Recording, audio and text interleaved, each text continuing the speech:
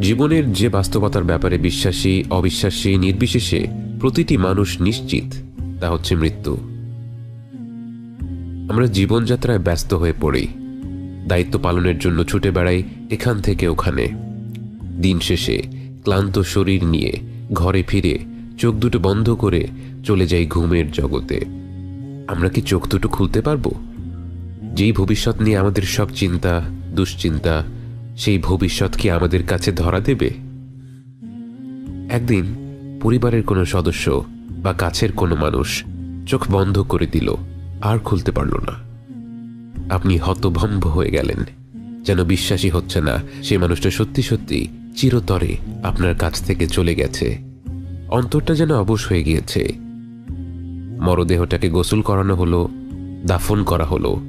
যে মানুষটিকে নাম ধরে ডাকতেন, বাবা বলতেন, মা বলতেন, কত আদরের নাম ধরে ডাকতেন, সেই মানুষটাকে আজ সবাই লাশ বলে সম্বোধন করছে। লাশ কাঁধে নিয়ে আপনি হাঁটা দিলেন কবরস্থানের পানে। কবর খোঁড়া হয়ে গিয়েছে। লাশ কবরে নামানোর জন্য কজন মিলে কবরে নেমে পড়লেন। বুকটা ধড়ফড় করে ওঠে, চারিদিকে মাটি যেন চেপে ধরেছে। বাকিদের দেখে কিছুটা সাহস পেলেন, লাশ কবরে নামিয়ে নিলেন। এবার আপন সেই মানুষটিকে সেই অন্ধকার গর্তে রেখে আপনার উঠে আসার পালা। নিজ হাতে মাটি নিয়ে সেই মানুষটির উপর ফেললেন। সাদা কাফনে মাটি পড়তে থাকে পড়তে থাকে। দেখতে দেখতে কবর ভরপুর হয়ে যায়। কারো কারো চোখে জল। আপনি সেখানে দাঁড়িয়ে আছেন, আপনার মুখ শুকিয়ে। আর অনেক বেশি আফসোস হচ্ছে যে সময়টুকু অপচয় করেছিলেন তার জন্য। যতটুকু সময় বাকি আছে তা অপচয় করা যাবে না। নিঃশব্দে ঠোঁট নেড়ে আপনি স্মরণ করলেন, লা ইলাহা ইল্লাল্লাহ মুহাম্মাদুর রাসূলুল্লাহ। অন্তরে আপনি জিকির করতে থাকলেন। চোখ দুটো ঘোলা হয়ে আসছে। সামনে দাঁড়িয়ে থাকা কাছের মানুষগুলো ছোটাছুটি করছে, কিন্তু আপনি তাদের স্পষ্ট দেখতে পাচ্ছেন না। বরং চোখের কোণে এক অদ্ভুত আলো ধীরে ধীরে পরিষ্কার হতে লাগলো। কি সুন্দর সেই আলো, মনোরম, চোখ জুড়িয়ে যাচ্ছে। এই আলো ওরা আগে জ্বেলে দিল না কেন? ধীরে ধীরে আপনার নাকে ভেসে আসলো এক নতুন ঘ্রাণ। এটা কি ফুলের ঘ্রাণ নাকি কোনো সুগন্ধি? এক অদ্ভুত ভালো লাগা আপনার মধ্যে ছড়িয়ে পড়ছে এবং আপনার সব শারীরিক কষ্ট দূর হয়ে যাচ্ছে। এরপর আপনাকে পুরোপুরি চমকে দিয়ে একদল মানুষ আপনার দিকে ভেসে আসে। কিন্তু কই, ওরা তো মানুষ না। তাদের মুখগুলো এত উজ্জ্বল যেন সূর্যকেও হার মানায়। আপনার মনে পড়ে গেল রাসূল সাল্লাল্লাহু আলাইহি ওয়াসাল্লামের সেই হাদিস, এবং আপনি বুঝতে পারলেন এরাই হচ্ছে সেই ফেরেশতাদের দল যারা আপনাকে আপনার নতুন জগতে স্বাগত জানাতে এসেছে। কিছুক্ষণের মধ্যেই যেন পুরো ঘরটা ফেরেশতার নূর দিয়ে ভরে গেল। আপনি যেদিকেই তাকাচ্ছেন শুধু অগণিত ফেরেশতা ছাড়া আর কিছুই দেখতে পাচ্ছেন না। এরপর একজন ফেরেশতা আপনার একদম কাছে এগিয়ে আসে। আপনি বুঝতে পারেন তিনিই হচ্ছেন মালাকুল মউত, মৃত্যুর ফেরেশতা। তিনি আপনার মাথার কাছে এসে অত্যন্ত শ্রদ্ধা ভরা কণ্ঠে বলেন, হে পবিত্র আত্মা, আল্লাহর ক্ষমার জগতে, আল্লাহর সন্তুষ্টির জগতে বেরিয়ে আসো। আপনি যেন এই আহ্বানের অপেক্ষাই করছিলেন জন্ম থেকে। আপনি এত দ্রুত, এত সহজে দেহ থেকে বেরিয়ে এলেন যেন এক পাত্র থেকে আরেকটি পাত্রে পানি ঢালা হলো। এবং ফেরেশতাদের উচ্ছ্বাস দেখে আপনার মনে পড়ে গেল আপনার সন্তান জন্ম হওয়ার সময়টির কথা। যখন শিশুটি জন্ম নিয়েছিল, প্রতিটি মানুষের চোখ মুখ ভরা ছিল উচ্ছ্বাস আর ভালোবাসা। সবাই তাকে কোলে নেওয়ার জন্য ব্যস্ত হয়ে গিয়েছিল। আজ আপনি যখন আপনার দেহ থেকে বেরিয়ে এলেন, সব ফেরেশতারা যেন ঠিক সেরকমই উচ্ছ্বাসিত। আপনাকে কোলে নেওয়ার জন্য তারা প্রতিযোগিতা করতে লাগলো। তারা আপনাকে এক স্বর্গীয় কাপড়ে আবরণ করে অপূর্ব সুন্দর সুগন্ধি লাগিয়ে দিয়ে আপনাকে নিয়ে চলল আসমানের পানে। আপনি যেন আলোর বেগে আকাশ পাড়ি দিতে লাগলেন। আপনাকে ঘিরে রয়েছে অগণিত ফেরেশতা। আকাশ দিয়ে ভ্রমণ করতে করতে আপনি বিভিন্ন ফেরেশতাদের দল পার হতে লাগলেন। প্রতিটি ফেরেশতাদের দল আপনার পরিচয় জানতে চাইল, আর আপনার আশেপাশে থাকা ফেরেশতারা আপনার নাম বলল। এবং সেই সাথে আপনাকে পৃথিবীতে যত ভালো ভালো নামে ডাকা হয়েছিল সেই নামে তারা বাকিদের কাছে আপনাকে পরিচয় করিয়ে দিতে লাগলো। আপনি এমন সব দৃশ্য, এমন সব সৃষ্টি দেখতে লাগলেন যে আল্লাহর প্রশংসা ছাড়া আর কোনো কথাই আপনার মুখে আসছিল না। এই জগৎ এত প্রকাণ্ড, এত বিচিত্র। পৃথিবীতে থাকতে যেটাকে আপনি আধুনিক প্রযুক্তি ভেবেছিলেন, সেই আধুনিক প্রযুক্তি তো এ জগতের অনুপরিমাণ বাস্তবতাও কখনো তুলে ধরতে পারেনি। ভাষা হারিয়ে নিস্তব্ধ হয়ে আপনি সব দেখতে লাগলেন এবং অবশেষে আপনাকে নিয়ে ফেরেশতারা পৌঁছে যায় সপ্তম আসমানের দ্বার প্রান্তে। এরপর আপনার অন্তর যেন কেঁপে উঠল, কারণ আপনি সারা জীবন যেই সত্তার কাছে আপনার মনের সব আকাঙ্ক্ষাগুলো বলে এসেছিলেন, যে সত্তা তার অসীম রহমত এবং ভালোবাসার মাধ্যমে আপনার সাথে কথা বলেছিল, আজ সেই মহান রব্বুল আলামিনের কণ্ঠ আপনি সরাসরি শুনতে পেলেন এবং তিনি আপনার প্রশংসা করে অসীম মমতা ভরা কণ্ঠে বললেন, আমার আব্দের বই ইল্লিয়িনে উঠিয়ে রাখো আর তাকে পৃথিবীতে ফিরিয়ে নাও। আমি তাকে মাটি থেকে সৃষ্টি করেছি এবং তাকে মাটিতেই ফিরিয়ে দিচ্ছি এবং একদিন তাকে আবারও সেই মাটি থেকেই বের করে আনব।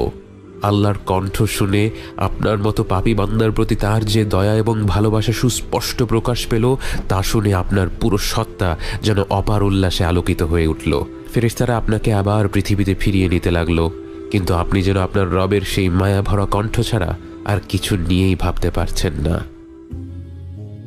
অবশেষে আপনি ফিরে এলেন দুনিয়াতে এবং দেখলেন আপনার মরদেহ ততক্ষণে কবরে শুয়ে দেয়া হয়েছে। আপনাকেও সেই কবরেই ফিরিয়ে দেয়া হলো। আনন্দময় যাত্রা শেষে এবার কবরের জীবনের বাস্তবতা নিয়ে ভাবতে লাগলেন আপনি কতটা সৌভাগ্যবান, আপনার রব কতটা দয়াশীল, যার রহমত ছাড়া এমন আনন্দের অভিজ্ঞতা কখনোই সম্ভব হতো না। আপনার মনে পড়ে গেল আপনার হাবিব সাল্লাল্লাহু আলাইহি ওয়াসাল্লামের সেই হাদিসটি এবং আপনার মনে পড়ে গেল আজ আপনি ঈমান নিয়ে মৃত্যুবরণ না করলে আপনার পরিণতি কেমন হতো। অবিশ্বাসী হয়ে মৃত্যুবরণ করলে আপনার কাছে মালাকুল মাউত এবং তার সাথীরা আসতো ভয়ঙ্কর রূপে। তাদের দেখা মাত্র আপনি তাদের থেকে দূরে পালিয়ে যেতে চাইতেন, কিন্তু পালানোর কোনো সুযোগ তখন থাকতো না। মালাকুল মাউত এগিয়ে আসতো আপনার কাছে এবং ঘৃণা ভরা কণ্ঠে বলতো, বের হয়ে আয় হে অশুভ আত্মা, এই অশুভ শরীর থেকে বের হয়ে আয়, তোর জন্য শাস্তি অপেক্ষা করছে। এবং এমন ভয়ানক কণ্ঠ হতো যে সে শাস্তির কথা না বললেও আপনার আত্মা বের হতে চাইতো না। আপনার মৃতপ্রায় শরীরকে আঁকড়ে ধরে রাখত এবং তখন মালাকুল মাউত এমন ভাবে আপনার আত্মাটাকে টেনে হিঁচড়ে শরীর থেকে বের করত, যেমনটা ঘন কাঁটাযুক্ত ডালের ভেতর দিয়ে তুলো বের করে আনা হলে হয়। এবং আপনার আত্মা বের হয়ে আসার সাথে সাথে বাকি ফেরেশতারাও আপনাকে ধিক্কার জানাতে থাকত। আপনাকে নিয়ে আসমান পাড়ি দেওয়ার সময় যখন প্রথম আসমানের দ্বার প্রান্তে পৌঁছতেন, সেই অন্ধকার কবরে পুরোপুরি নিঃসঙ্গ, এবং তখনই আপনাকে উঠিয়ে বসানো হয় এবং আপনার সাথে সাক্ষাৎ করতে আসে দেখতে ভয়ঙ্কর দুজন ফেরেশতা। তাদের দেখে ভয় লাগলেও আপনি জানতেন মুনকার আর নাকির আসবেই। আপনি জানতেন এখন প্রশ্নোত্তরের পালা, এবং ঠিক মতো জবাব দিতে পারলে আপনার আর কোনো ভয় নেই। ঘুম থেকে ওঠার পর স্বপ্নের জগৎকে যেমন ঝাপসা মনে হয়, বাস্তবকে মনে হয় আসল সত্য। মৃত্যুর পর আপনার মনে হচ্ছে পুরো জীবনটাই যেন ছিল একটা স্বপ্ন, যা আপনি ঘুমন্ত অবস্থায় কাটিয়েছিলেন। ফেরেশতাদের সাথে অলৌকিক সব অভিজ্ঞতাগুলোর পর এখন আপনি ফিরে এসেছেন আপনার কবরে। আপনাকে মাটি দেয়া হয়ে গেছে। আপনি শুনতে পাচ্ছেন আপনার কাছের মানুষেরা দোয়া করছে, জিকির করছে, আপনাকে ছেড়ে যেতে চাচ্ছে না। কিন্তু আপনিও জানেন, তারাও জানে, তাদেরকে যেতেই হবে। প্রত্যেক মানুষকে তার ব্যক্তিগত পথ পাড়ি দিতেই হবে। কবরস্থান থেকে প্রস্থান করা শেষ মানুষটির পদধ্বনি আপনার কানে পৌঁছয়। এরপর সব নিশ্চুপ। একটি মুহূর্ত পার হলো না সারা দিন পার হয়ে গেল বোঝা গেল না, কারণ এই জগতে সময়ের হিসাব মেলানো কষ্ট। হঠাৎ করেই আপনি অনুভব করলেন আপনার কবরটা ছোট হয়ে আসছে, মাটি আপনাকে চেপে ধরছে। চিৎকার করে ওঠার আগেই মাটি আপনাকে এমনভাবে চেপে ধরল, আপনার মনে হলো আপনার দেহের প্রতিটি অঙ্গ মিলেমিশে একাকার হয়ে গেছে। এরপরেই আপনাকে মাটি ছেড়ে দিল। এটা কি কবরের আযাব ছিল? আপনি কি তাহলে শাস্তি পাওয়া মানুষদের দলে? আপনার মনে পড়ল রাসূল সাল্লাল্লাহু আলাইহি ওয়াসাল্লামের সেই কথাগুলো। তিনি বলেছিলেন, যদি মাটির এই চাপ থেকে কেউ বাঁচত, সে হতো সাদ ইবনে মুআদ রাদিয়াল্লাহু আনহু। যে সাদ ইবনে মুআদের মৃত্যুতে আল্লাহর আরশ কেঁপে উঠেছিল, যে সাদ ইবনে মুআদের জানাজায় শরীক হতে 70,000 ফেরেশতা পৃথিবীতে নেমে এসেছিল, সেই সাদ ইবনে মুআদকেও মাটি চেপে ধরেছিল। কারণ এটাই আল্লাহর হুকুম, আমরা মাটি থেকে এসেছি, আবার মাটিতেই মিশে যাব। এরপর আপনাকে উঠিয়ে বসানো হলো। দেখতে ভয়ঙ্কর দুজন ব্যক্তি আপনার সামনে উপস্থিত হলো। মুনকার আর নাকির কাউকে সান্ত্বনা দেয় না, তারা নম্রভাবে কথা বলে না। তাদের কর্তব্য একটাই, তারা আমাদের পরীক্ষা করবে। অজুহাত দেওয়ার কোনো সুযোগ নেই। তারা আপনাকে দেখে বলল, মান রব্বুক, তোমার রব কে? তাদের চেহারা দেখে আপনি ভেবেছিলেন আপনার গলা দিয়ে হয়তো কোনো শব্দই বের হবে না। কিন্তু যেই আল্লাহকে সারা জীবন বিশ্বাস করেছেন, যেই আল্লাহর আদেশ পালন করার সাধ্যমতো চেষ্টা করেছেন, যেই আল্লাহর অমান্য করার পর তার কাছেই ক্ষমা চেয়ে মাথা নত করেছেন, সেই আল্লাহর পরিচয় জানতে যাওয়ার পর আপনি কি করে চুপ থাকেন? আপনার ঠোঁট আর জিহ্বা যেন আপনার মস্তিষ্কের অপেক্ষা না করেই বলে উঠল, আমার রব আল্লাহ। এরপর তারা প্রশ্ন করল, ওয়া মা দীনুক, তোমার দিন কোনটা? আপনি বললেন, আমার দিন ইসলাম। অবশেষে তারা জিজ্ঞেস করল, তোমার কাছে যাকে পাঠানো হয়েছিল তার ব্যাপারে তুমি কি বলো? তার নাম উচ্চারণ করতে গিয়ে আপনার মুখে হাসি ফুটে গেল। আপনি বললেন, তিনি হচ্ছেন আল্লাহর বান্দা, তার প্রেরিত রাসূল। আমি সাক্ষ্য দিচ্ছি আল্লাহ ছাড়া কোনো মাবুদ নেই এবং মুহাম্মদ সাল্লাল্লাহু আলাইহি ওয়াসাল্লাম তার বান্দা এবং তার রাসূল। সাথে সাথেই তারা বলে উঠল, সাদাক্ত, তুমি সত্য বলেছ। এবং সাথে সাথে আপনার কবরটা প্রশস্ত হয়ে যেতে থাকে। দেখতে না দেখতেই আপনার কবরটি বিরাট আকৃতি ধারণ করে। এরপর আপনার সামনে একটি চিত্র তুলে ধরা হয়। এটা কি একটি ভিডিও নাকি তার চেয়েও আধুনিক কোনো প্রযুক্তি, তা আপনার জানা নেই। সেটা নিয়ে ভাবারও সুযোগ নেই, কারণ আপনি হতভম্ব হয়ে দেখতে পেলেন সেখানে একটি ভয়ানক জায়গা দেখানো হচ্ছে, যেখানে চারিদিকে দাউ দাউ করে আগুন জ্বলছে এবং হিংস্র সব জীব কারো জন্য অপেক্ষা করছে। আপনাকে জানানো হলো এটাই আপনার গন্তব্য হয়ে যেত যদি আপনি আল্লাহর অমান্য করতেন, গাফেল হয়ে আপনার জীবন কাটিয়ে দিতেন। এরপর অন্যদিকে আরেকটি চিত্র তুলে ধরা হলো এবং এবার আপনি আপনার জীবনের সবচেয়ে সুন্দর দৃশ্য দেখতে পেলেন, যার দিকে তাকিয়ে মাসের পর মাস কাটিয়ে দেয়া যায়। আপনাকে বলা হলো এটাই হবে আপনার সর্বশেষ গন্তব্যস্থল, এটাই হলো জান্নাতের সেই ঘর যার জন্য আল্লাহ আপনাকে সৃষ্টি করেছেন এবং যেখানে আপনি শীঘ্রই ফিরে যাবেন। এই মনোমুগ্ধকর দৃশ্য দেখতে দেখতে আপনার কবরের জীবন শুরু হয়। কোনো এক পর্যায়ে আপনার সাথে দেখা করতে আসবে আপনার আত্মীয় স্বজনেরা, যারা আপনাকে ছেড়ে অনেক আগে পরকালের পথ পাড়ি দিয়েছিলেন। একবার ভেবে দেখুন কতটা আন্তরিক হবে সেই মিলন। যেই মাকে, যেই বাবাকে, যেই নানা নানি, দাদা দাদিকে আপনি কবর দিয়েছিলেন বহু বছর আগে, বারজাখের জীবনে এসে তাদের সাথে আপনার সাক্ষাৎ হবে। তারা দুনিয়ার জীবনের খবর জানতে চাইবে, তারা আপনার সাথে গল্প করবে। গল্প করতে করতে আপনার এক বন্ধুর কথা উঠে যায়। তারা বলে, অমুক কেমন আছে? আপনি অবাক হয়ে যান। আপনি বলেন, অমুক তো আরও 3 বছর আগেই মারা গেছে, কেন তোমরা কি তার দেখা পাওনি? সবাই চুপ হয়ে যায়। সবাই বুঝতে পারে আপনার সেই বন্ধুটি ঈমান নিয়ে মৃত্যুবরণ করতে পারেনি, কবরের আযাব থেকে নিজেকে মুক্ত করতে পারেনি। যে ব্যক্তি ঈমান নিয়ে মৃত্যুবরণ করতে পারল না, মৃত্যু থেকে শুরু করে জাহান্নাম পর্যন্ত তার পরিস্থিতি ক্রমাগতভাবে খারাপ হতে থাকে। যখন তাকে আসমান থেকে জমিনে ছুঁড়ে ফেলা হয়, যখন মাটি তাকে হিংস্রভাবে চেপে ধরে, এরপর যখন মুনকার আর নাকির এসে তাকে উঠিয়ে বসায় আর জিজ্ঞেস করে, মান রব্বুক, সে কোনো উত্তর দিতে পারে না, আমতা আমতা করতে থাকে। তাকে বলা হয় মা দীনুক, আবারও সে আমতা আমতা করতে থাকে, কোনো উত্তর দিতে পারে না। তাকে প্রশ্ন করা হয় রাসূল সাল্লাল্লাহু আলাইহি ওয়াসাল্লামকে নিয়ে, তার ব্যাপারে সে কি জানে। সে অনিশ্চিত হয়ে বলে, আমি শুনেছিলাম লোকে এই এই বলতো।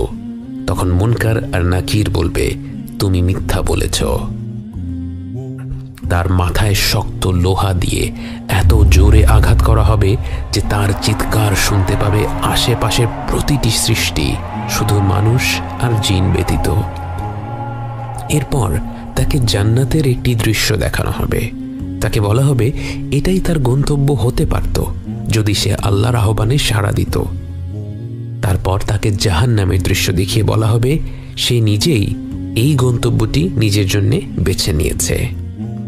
জান্নাতে সে কি পেতে পারত আর জাহান্নামে তার জন্য কি অপেক্ষা করছে তা সরাসরি দেখার পর তার মনে এমন অকল্পনীয় অনুতাপ জন্ম নেয় যে আর কোনো শাস্তি না থাকলেও শুধু সেই অনুতাপটাই তার জন্য আযাব হিসেবে অসহনীয় হয়ে পড়ত। সেই গন্তব্য আপনার হয়নি। আপনি শুয়ে আছেন আপনার প্রশস্ত কবরে, জান্নাতের আলোয় আলোকিত, শুধুমাত্র আপনার রবের অসীম রহমতের কারণে। এই সুখময় আবাসে আপনি অপেক্ষা করতে থাকেন সেই দিনটির জন্য যেদিন সবাইকে একটি ময়দানে একত্রিত করা হবে। কিন্তু আপাতত একটু বিশ্রাম নেওয়া যাক। জান্নাতের দরজা খুলে দেয়া হয়েছে, আপনার কবর প্রশস্ত করে দেয়া হয়েছে। কবরে বয়ে চলছে সুমধুর বাতাস। পৃথিবীর সবচেয়ে সুন্দরতম সাগর পাড়ে বসে যত ভালো লাগতো তার চেয়েও অনেক গুণ বেশি ভালো লাগায় তৃপ্ত আপনার অন্তরটি। আপনার প্রতি আল্লাহর অসীম অনুগ্রহের কথা স্মরণ করতে করতে আপনি ভাবতে থাকেন সেসব কবরবাসীদের কথা যাদের পরিস্থিতি আপনার চেয়ে অনেকটাই ভিন্ন। আপনার মনে পড়ে যায় রাসূল সাল্লাল্লাহু আলাইহি ওয়াসাল্লামের কথা। তিনি কবরের নানা ধরনের আযাবের কিছু বিবরণ দিয়ে গিয়েছিলেন যেন আমরা সকলে সতর্ক থাকি। বুখারীর হাদিসে আছে রাসূল সাল্লাল্লাহু আলাইহি ওয়াসাল্লাম একদিন স্বপ্নের মাধ্যমে কবরের আযাবের কিছু উদাহরণ দেখেছিলেন যা তিনি আমাদের শেখানোর উদ্দেশ্যে বর্ণনা করেছেন। রাসূল সাল্লাল্লাহু আলাইহি ওয়াসাল্লাম দেখলেন দুজন লোক এসে তার দুহাত ধরে তাকে জেরুসালেমের দিকে নিয়ে যাচ্ছে। হঠাৎ তিনি দুজন মানুষকে দেখলেন, এক ব্যক্তি বসে আছে আর আরেক ব্যক্তি লোহার আঁকড়া হাতে দাঁড়িয়ে থাকা ব্যক্তিটি লোহার আঁকড়াটা নিয়ে বসে থাকা ব্যক্তির মুখের ভেতর ঢুকিয়ে দিচ্ছিল এবং এমনভাবে টেনে বের করছিল যে সে ব্যক্তির এক পাশের গাল পুরোপুরি ছিঁড়ে যাচ্ছিল। এরপর সে একইভাবে তার অন্য গালে আঘাত করছিল এবং ততক্ষণে প্রথম গালটি আবার ঠিক হয়ে যাচ্ছিল। এভাবে করে তার শাস্তি চলতে থাকলো। রাসূল সাল্লাল্লাহু আলাইহি ওয়াসাল্লাম জানতে চাইলেন এসব কেন হচ্ছে। তখন তার সাথী ফেরেশতারা বলল, চলুন চলুন, অর্থাৎ ব্যাখ্যা পরে হবে। এরপর তিনি চিত হয়ে শুয়ে থাকা এক ব্যক্তির পাশে এসে উপস্থিত হলেন। তার মাথার কাছে পাথর হাতে এক ব্যক্তি দাঁড়িয়ে পাথরটা দিয়ে তার মাথা চূর্ণ বিচূর্ণ করে দিচ্ছিল। নিক্ষিপ্ত পাথরটি দূরে গড়িয়ে যাওয়ার ফলে নিক্ষেপকারী ব্যক্তি তা তুলে নিয়ে শুয়ে থাকা ব্যক্তির কাছে ফিরে আসতে আসতেই তার মাথা আবার আগের মতো জোড়া লেগে যাচ্ছিল। এভাবে বারবার তার মাথা ভেঙে চুরমার হতে লাগলো। রাসূল সাল্লাল্লাহু আলাইহি ওয়াসাল্লাম আবারও জিজ্ঞেস করলেন, এই লোকটি কে? ফেরেশতারা আবারও বলল, চলুন চলুন, অর্থাৎ ব্যাখ্যা পরে হবে। এরপর তারা একটি গর্তে পৌঁছলেন যা অনেকটা তন্দুরের মতো। গর্তের গভীরে আগুন জ্বলছিল। সে গর্তে ছিল অসংখ্য উলঙ্গ নরনারী। আগুনটা নিচ থেকে তাদের কাছে ধেয়ে আসছিল আর তারা জোরে চিৎকার করে উঠছিল। আবারও রাসূল সাল্লাল্লাহু আলাইহি ওয়াসাল্লাম তাদের ব্যাপারে প্রশ্ন করলেন। আবারও ফেরেশতারা বলল, চলুন চলুন। এরপর তারা একটি নদীর কাছে এসে হাজির হলেন যেখান দিয়ে বয়ে চলছিল রক্ত। সে রক্তের নদীর মাঝখানে দাঁড়ানো ছিল একটি লোক। নদীর তীরে একজন দাঁড়িয়েছিল এবং তার সামনে ছিল একটি পাথর। নদীর মাঝখানের লোকটি নদী থেকে বের হয়ে আসার জন্য অগ্রসর হলেই তীরে দাঁড়ানো লোকটি সে ব্যক্তির মুখ বরাবর পাথর নিক্ষেপ করছিল। এতে সে আগের জায়গায় ফিরে যাচ্ছিল। এমনভাবে সে যতবার তীরে উঠে আসতে চেষ্টা করে ততবার সে ব্যক্তি তার মুখ বরাবর পাথর নিক্ষেপ করে আগের জায়গায় ফিরে যেতে বাধ্য করে। এরপর নবীজি সাল্লাল্লাহু আলাইহি ওয়াসাল্লাম আরও বেশ কিছু আশ্চর্য দৃশ্য দেখলেন এবং সবশেষে আবারও তিনি যা যা দেখলেন সেগুলোর ব্যাখ্যা জানতে চাইলেন। তখন ফেরেশতারা বলল, আপনি প্রথমে যে ব্যক্তির গাল ছিঁড়ে ফেলার দৃশ্য দেখলেন সে একজন মিথ্যাবাদী, মিথ্যা কথা বলে বেড়াতো। তার বলা মিথ্যা কথা ক্রমাগত বর্ণিত হয়ে দূর দূরান্তে পৌঁছে যেত। কিয়ামত পর্যন্ত সে কবরে এভাবে শাস্তি পেতে থাকবে। যে ব্যক্তিকে পাথর মেরে মাথা ভেঙে ফেলা হচ্ছিল, সে এমন ব্যক্তি যাকে আল্লাহ কোরআনের শিক্ষা দান করেছিলেন, কিন্তু সে রাতের বেলায় কোরআন না পড়েই ঘুমিয়ে যেত এবং দিনের বেলায় কোরআন অনুযায়ী আমল করত না। সেও কিয়ামত পর্যন্ত এভাবে শাস্তি পেতে থাকবে। গর্তের মধ্যে আপনি যাদের দেখেছিলেন তারা ছিল ব্যভিচারী, আর রক্তের নদীতে আপনি যাকে দেখলেন সে ছিল সুদখোর। বুখারী এবং মুসলিমের আরেকটি হাদিসে আছে, রাসূল সাল্লাল্লাহু আলাইহি ওয়াসাল্লাম দুটি কবরের পাশ দিয়ে যাওয়ার সময় বললেন, এই দুই কবরবাসীদের শাস্তি দেয়া হচ্ছে, কিন্তু তারা এমন পাপের জন্য শাস্তি পাচ্ছে যা থেকে বিরত থাকা খুব কষ্টকর ছিল না। একজন অন্যের ব্যাপারে নামিমা অর্থাৎ মিথ্যা গল্প রটিয়ে বেড়াত, আর অন্যজন প্রকৃতির ডাকে সাড়া দেওয়ার পর নিজেকে ঠিকভাবে ধুয়ে নিত না। বারজাখের জীবনে চুরি করার শাস্তিও বেশ ভয়ানক। বুখারী এবং মুসলিমের আরেকটি হাদিসে বর্ণিত রয়েছে, খাইবারের যুদ্ধে রিফাআহ ইবন যায়েদ নামের একজন দাস শহীদ হন। বাকি সাহাবীরা তার প্রশংসা করে বলছিলেন, সে তো শহীদের মর্যাদা পেয়ে গেল। তখন রাসূল সাল্লাল্লাহু আলাইহি ওয়াসাল্লাম বললেন, সে শহীদ হওয়া সত্ত্বেও এই মুহূর্তে শাস্তি পাচ্ছে। একদিন সে একটি ছোট্ট কাপড় চুরি করেছিল, সেই কাপড় এই মুহূর্তে আগুন হয়ে তাকে জ্বালিয়ে দিচ্ছে। রাসূল সাল্লাল্লাহু আলাইহি ওয়াসাল্লাম তার ইসরা ও মেরাজের যাত্রায় একদল লোকদের দেখেছিলেন যাদের ঠোঁট আগুনের কাঁচি দিয়ে কেটে ফেলা হচ্ছিল। জিবরাইল আলাইহিস সালাম বলেছিলেন, তারা তোমার উম্মতকে ভালো কাজ করার উপদেশ দিত, কিন্তু নিজেরাই সেই ভালো কাজগুলো করত না। তারা কোরআন পড়ত কিন্তু বুঝত না। এই আযাবগুলো নিঃসন্দেহে ভয়ানক। আমরা অনেকেই এই বিষয়গুলো নিয়ে আলোচনা করতে চাই না। আমরা শুধুমাত্র আল্লাহর রহমত এবং ভালোবাসার গল্প শুনতে চাই। আবার অনেকে প্রশ্ন করে ফেলি, যে আল্লাহ বাবা মায়ের চেয়েও বহু বহু গুণে বেশি ভালোবাসেন, সেই আল্লাহ কেন আমাদেরকে এমন শাস্তি দেবেন? অন্যরা বলেন, ইসলাম তো শান্তির ধর্ম, তাহলে এখানে এসব ভয়ঙ্কর শাস্তি, পুড়িয়ে ফেলা, কেটে ফেলা, এসবের কথা কেন বলা হয়? বাস্তবে আমরা যখন আল্লাহর অমান্য করি, সেই কাজটা কতটুকু কুৎসিত তা দুনিয়ার জীবনে সুস্পষ্ট হয় না। আল্লাহ কত মহান এবং তার কোনো আদেশের অমান্য করা কত ভয়ঙ্কর একটি কাজ, এর পরিণতি আসলে কত প্রকাণ্ড তা আমরা বুঝতে পারি না।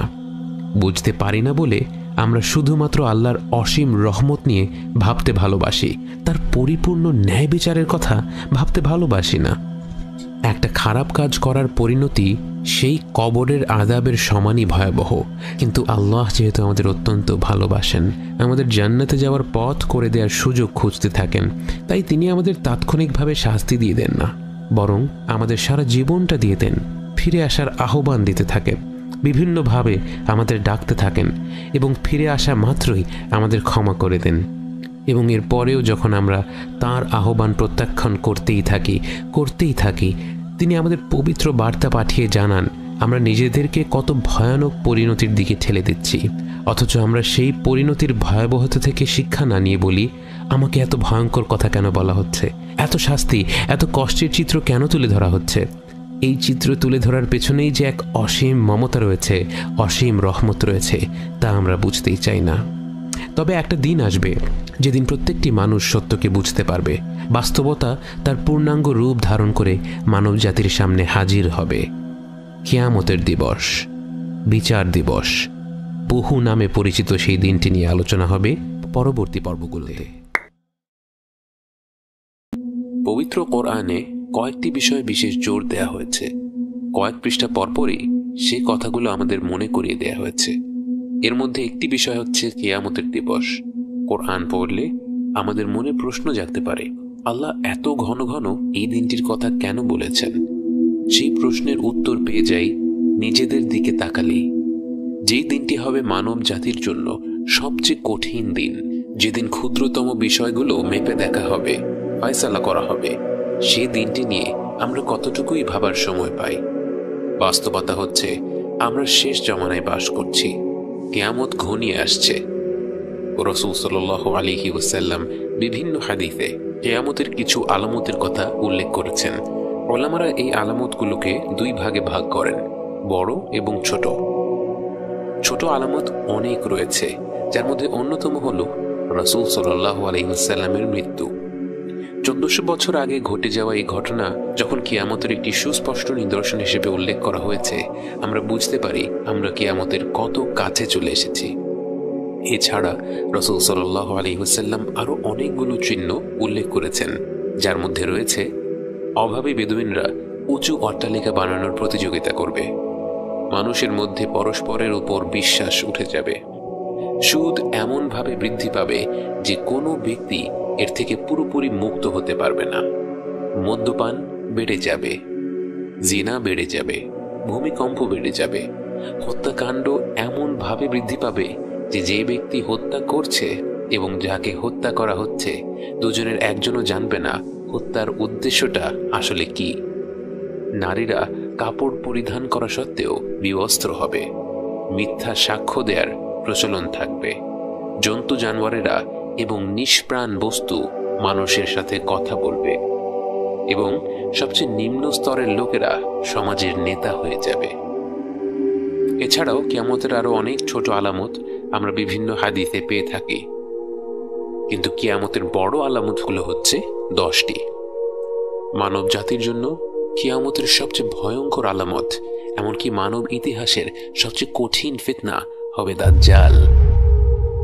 দাজ্জাল 40 দিন পৃথিবীতে রাজত্ব করবে। এর মধ্যে প্রথম দিনটি মনে হবে 1 বছরের সমান, দ্বিতীয় দিনটি মনে হবে 1 মাসের সমান, তৃতীয় দিনটি মনে হবে 1 সপ্তাহের সমান এবং বাকি দিনগুলো সাধারণ দিনের সমানই মনে হবে। যদিও শুনলে 40 দিন খুব বেশি সময় মনে হয় না, বাস্তবে দাজ্জাল হবে প্রতিটি মুমিনের জন্য সবচেয়ে বড় ফিতনা। আল্লাহ আযজা ওয়া জাল দাজ্জালকে এমন সব শক্তি দেবেন যে প্রকৃত ঈমানদার ছাড়া অন্য কেউ তার আহ্বান অগ্রাহ্য করতে পারবে না। তাই রাসূল সাল্লাল্লাহু আলাইহি ওয়াসাল্লাম আমাদেরকে দাজ্জালের ফিতনা থেকে রেহাই পাওয়ার দোয়া শিখিয়েছেন এবং আরো বলেছেন, যে ব্যক্তি সূরা কাহাফের প্রথম 10টি আয়াত মুখস্থ করবে সেটা তাকে দাজ্জালের ফিতনা থেকে রক্ষা করবে। এরপর ঈসা আলাইহিস সালাম পৃথিবীতে ফিরে আসবেন। তিনি সুশাসন প্রতিষ্ঠা করবেন, শিরক ধ্বংস করবেন এবং ইসলামকে প্রতিষ্ঠিত করবেন। সেই সাথে তিনি দাজ্জালের সাথে যুদ্ধ করে তাকে হত্যা করবেন। এরপরে ইয়াজুজ এবং মাজুজ পৃথিবীতে ছড়িয়ে পড়বে এবং ঈসা আলাইহিস সালাম তাদের বিরুদ্ধে কঠিন যুদ্ধে লিপ্ত হবেন এবং অবশেষে তাদের ধ্বংস করবেন।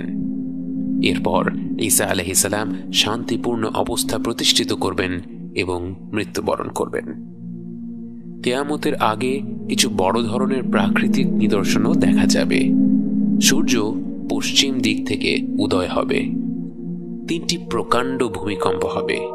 এর একটি হবে পূর্বাঞ্চলে, একটি পশ্চিমে এবং আরেকটি আরব অঞ্চলে। আরেকটি প্রাকৃতিক আলামত হবে 40 দিনের জন্য একটি গাঢ় ধোঁয়ায় গোটা পৃথিবী ছেয়ে যাবে। এতে বিশ্বাসী এবং অবিশ্বাসী নির্বিশেষে প্রত্যেকে আক্রান্ত হবে। এই ধোঁয়ার ব্যাপারে আল্লাহ তাআলা বলেন,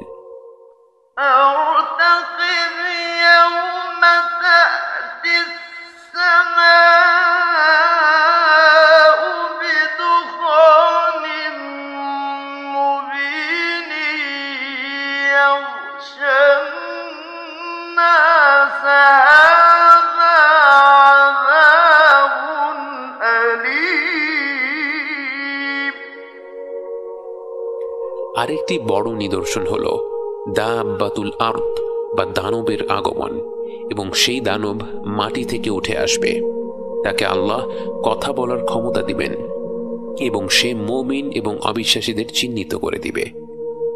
কিয়ামতের আগের সর্বশেষ আলামত হচ্ছে ইয়েমেন অঞ্চল থেকে এক প্রকাণ্ড আগুন শুরু হবে, যা ছড়িয়ে পড়বে পৃথিবী জুড়ে। এই আগুন পৃথিবীতে অবশিষ্ট সকল মানুষকে একটি প্রান্তরে নিয়ে আসবে। এই শেষ নিদর্শনের পর আরম্ভ হবে কিয়ামত।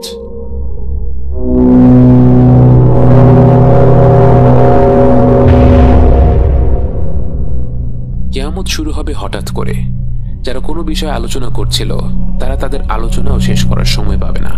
কেউ কারো পরিবার পরিজনদের সতর্ক করার সুযোগ পাবে না। যে দুজন ব্যক্তি কোনো লেনদেন করছিল তারা তাদের লেনদেন শেষ করার সুযোগ পাবে না। যে ব্যক্তি ঘরে দুধ নিয়ে যাচ্ছিল সে সেই দুধের স্বাদ পাবে না। যে ব্যক্তি মুখে খাবার তুলছিল সে সেই খাবার মুখে দিতে পারবে না। হঠাৎ করেই ইসরাফিল আলাইহিসসালামের সিংগার শব্দে আরম্ভ হয়ে যাবে কিয়ামত। এই শব্দের সাথে সাথে আসমান এবং জমিনের প্রতিটি সৃষ্টি মৃত্যুবরণ করবে, শুধু আল্লাহর নির্ধারিত কয়েকজন বান্দা ব্যতীত। গোটা আকাশমণ্ডলী বিস্ফোরিত হবে, পাহাড় পর্বত ধসে পড়বে, সমুদ্রগুলো প্রজ্বলিত হবে। আমরা মহাবিশ্ব বলতে যা বুঝি তা সম্পূর্ণরূপে পরিবর্তিত হয়ে যাবে। এরপর আল্লাহ তার 4 জন অবশিষ্ট পবিত্র ফেরেশতাকে জড়ো করবেন। জিবরাইল আলাইহিসসালাম, মিকাইল আলাইহিসসালাম, ইসরাফিল আলাইহিসসালাম এবং মালাকুল মউত। আল্লাহ মালাকুল মউতকে বলবেন একে একে মিকাইল আলাইহিসসালাম, ইসরাফিল আলাইহিসসালাম এবং সবশেষে জিবরাইল আলাইহিসসালামের রূহ নিয়ে নিতে। পরিশেষে আল্লাহ মালাকুল মউতকে হুকুম করবেন মৃত্যুবরণ করার জন্যে এবং স্বয়ং মালাকুল মউত মৃত্যুবরণ করবে।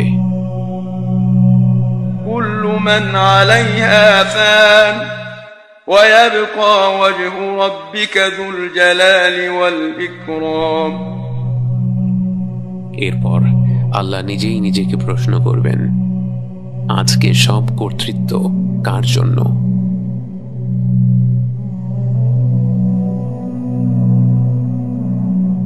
তাকে উত্তর দেওয়ার জন্য কেউ থাকবে না। তখন তিনি নিজেই নিজেকে উত্তর দেবেন, লিল্লাহিল ওয়াহিদিল কাহ্হার, আল্লাহর জন্য যিনি এক মহাপরাক্রান্ত। আল্লাহ তার অসীম জ্ঞান অনুযায়ী বিচার দিবসের জন্য পৃথিবীকে এক প্রকাণ্ড সমতল ভূমিতে পরিণত করবেন। যদিও সেই ভূমি হবে বিরাট, বিচার দিবসের দিন সেখানে জড়ো হবে সময়ের শুরু থেকে শেষ পর্যন্ত জন্ম নেয়া প্রতিটি মানুষ, জিন ও জীবজন্তু। তাই সেই পুরো ভূমিটি ভরপুর হয়ে যাবে।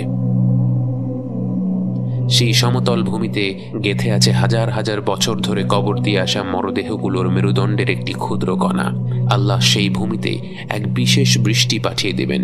সেই বৃষ্টির পানি পেয়ে প্রাচীন সেই দেহগুলোর নিশ্চিহ্ন প্রায় অবশিষ্ট অংশ থেকে ধীরে ধীরে বেড়ে উঠবে এক নতুন দেহ। বারজাখের জীবনের ঘুমন্ত আত্মা জেগে উঠবে এই নতুন শরীরে। আবারও সিংহায় ফু দেয়া হলো, কারণ ততক্ষণে ফেরেশতাদের পুনরুজ্জীবিত করা হয়ে গেছে। আবারও এক প্রকাণ্ড শব্দে কেঁপে উঠবে নতুন এই সমতল পৃথিবী। সেই কম্পনের সাথে সাথে আপনি হাত পা ছুঁড়ে বেরিয়ে আসবেন মাটি থেকে। চোখ মুখ থেকে ধুলা মুছে আপনি চারিদিকে তাকাচ্ছেন। অনেক অনেক গভীর ঘুম থেকে উঠে সবকিছু নতুন লাগছে, সবকিছু আশ্চর্যজনক লাগছে। আপনার চারিপাশে অগণিত মানুষের ভিড়, মানুষ, জিন, পশু পাখি, ফেরেশতা চারিদিকে ছোটাছুটি। আপনিও বাকিদের সাথে ছুটতে শুরু করেন। বুঝতে পারেন বিচার দিবস শুরু হয়ে গেছে। বিচার দিবস শুরু হয়ে গেছে। আপনি ছুটে যাচ্ছেন কোনো এক গন্তব্যে। আপনার চারিপাশে অগণিত মানুষ, জিন ও পশু পাখিরাও ছুটছে। উত্তপ্ত গরম, সূর্যটা যেন একেবারে কাছে চলে এসেছে। কত দূর দৌড়ে চলেছেন আপনি জানেন না, কিন্তু অবশেষে সবাই থেমে যায়, সারিবদ্ধ হয়ে দাঁড়িয়ে যায়। এত বিশৃঙ্খলার মাঝেও চারিদিকে তাকিয়ে মনে হচ্ছিল মানুষ নির্দিষ্ট দলে দলেই একত্র হয়ে দাঁড়িয়েছে। একদল লোক দূরে দাঁড়িয়েছিল। সূর্যের নির্দয় তাপের কারণে তাদের সারা শরীর থেকে অনবরত ঘাম ঝরে যাচ্ছিল। সেই ঘাম মাটিতে জমা হতে হতে তাদের টাকনু পর্যন্ত ঘামে ডুবে গিয়েছিল। তাদের থেকে আরেকটু দূরে আরেক দল লোকেরা আরো বেশি ঘামছিল। তাদের ঘাম এত বেশি হচ্ছিল যে তারা নিজেদের ঘামে হাঁটু পর্যন্ত ডুবেছিল। এই পরিমাণ আস্তে আস্তে বাড়তে থাকলো এবং কেউ কেউ কোমর পর্যন্ত ডুবেছিল, কেউ কেউ বুক পর্যন্ত, কেউ কেউ গলা পর্যন্ত, আর কেউ কেউ পুরোপুরি ডুবেছিল। রাসূল সাল্লাল্লাহু আলাইহি ওয়াসাল্লামের প্রতিটি বক্তব্যের মতো এই বক্তব্যটিও সত্য প্রমাণিত হলো। তিনি আমাদের বলে রেখেছিলেন, হাসরের ময়দানে মানুষ তার পাপ অনুযায়ী ঘামতে থাকবে এবং এক এক দলের লোকের পরিণতি এক এক রকম হবে। আরেকটু দূরে আপনি দেখতে পেলেন একদল নিষ্পাপ শিশু, কিন্তু তাদের চুলগুলো পেকে গিয়েছে। তারা নিজেরা শৈশবেই মৃত্যুবরণ করেছিল। বিচার দিবসে আসলে তাদের ভয় পাওয়ার কোনো কারণ নেই, কিন্তু সেই মুহূর্তে গোটা মানব জাতিকে এমন কঠিন পরিস্থিতির মধ্যে দিয়ে যেতে দেখে এই নিষ্পাপ শিশুরাও এতটা উদ্বিগ্ন হয়ে পড়েছিল যে তাদের চুল পেকে গিয়েছিল, ঠিক যেমনটা আল্লাহ পবিত্র কোরআনে বলেছেন, فكيف تتقون إن كفرتم يوما يجعل الولدان شيبا। এত উদ্বেগ, উৎকণ্ঠা, এত আহাজারি আর হাহাকার, এত অস্থিরতা আর এত কষ্টের মাঝে আপনি এত শান্তভাবে সব কিছু পর্যবেক্ষণ করছেন। বিষয়টি লক্ষ্য করে আপনি নিজেই চমকে গেলেন। আপনার আশপাশের মানুষগুলো যথেষ্ট শান্তিপূর্ণ অবস্থায় দাঁড়িয়ে আছে। তখনই আপনি লক্ষ্য করলেন আপনারা যেই জায়গাটিতে দাঁড়িয়ে আছেন সেখান থেকে শুরু করে একটি বিশাল অংশ জুড়ে একটি নির্মল ছায়া বিরাজ করছিল। শুধু ছায়াই নয়, সেই ছায়ার সাথে সঙ্গী হয়ে এক অদ্ভুত প্রশান্তি খেলা করছিল সেখানে। আপনার মনে পড়ে যায় রাসূল সাল্লাল্লাহু আলাইহি ওয়াসাল্লামের সেই বাণী, 7 ধরনের মানুষকে আল্লাহ তার ছায়ায় আশ্রয় দেবেন এমন এক দিনে যেদিন তার ছায়া ব্যতীত আর কোনো ছায়া থাকবে না। তারা হলো ন্যায়পরায়ণ নেতা, যে যুবক বা যুবতী তরুণ বয়স থেকেই আল্লাহর ইবাদত করে বড় হয়েছে, যে ব্যক্তির হৃদয় মসজিদের সাথে সম্পৃক্ত, যে দুজন ব্যক্তি শুধুমাত্র আল্লাহর ওয়াস্তে একে অপরকে ভালোবাসে, দেখা করে এবং বিদায় নেয়, যে ব্যক্তিকে সমাজের একজন প্রতিষ্ঠিত নারী জেনার আমন্ত্রণ জানায় কিন্তু সে সেটা প্রত্যাখ্যান করে, যে ব্যক্তি দান করার সময় তা এমনভাবে গোপন করে যে তার বাঁ হাত জানে না ডান হাত কি দান করেছে, এবং যে ব্যক্তি গোপনে আল্লাহর কথা স্মরণ করে এবং তার চোখ ভিজে যায়। এর বাইরেও আল্লাহ রাসূল সাল্লাল্লাহু আলাইহি ওয়াসাল্লাম বিভিন্ন মানুষের কথা বলেছিলেন যারা তাদের ভালো কাজগুলোর জন্য কিয়ামতের দিন আল্লাহর আরশের ছায়ায় জায়গা পাবে, যেমন ঋণগ্রস্ত ব্যক্তির ঋণ শোধ করার সময়ের বৃদ্ধি করে দেয়া, আল্লাহর রাস্তায় যুদ্ধ করা, এতিমদের দেখাশোনা করা, আল্লাহর রাস্তায় ব্যয় করা, সুন্দর আচরণ করা ইত্যাদি। আপনি জানেন না কোন ভালো কাজগুলোর জন্য আজকে আপনি আল্লাহর আরশের ছায়ায় স্থান পেয়েছেন, কিন্তু আপনি আশ্চর্য হয়ে দেখছেন কিভাবে একই হাসরের ময়দানে ভিন্ন ভিন্ন মানুষের কত ভিন্ন ভিন্ন অভিজ্ঞতা।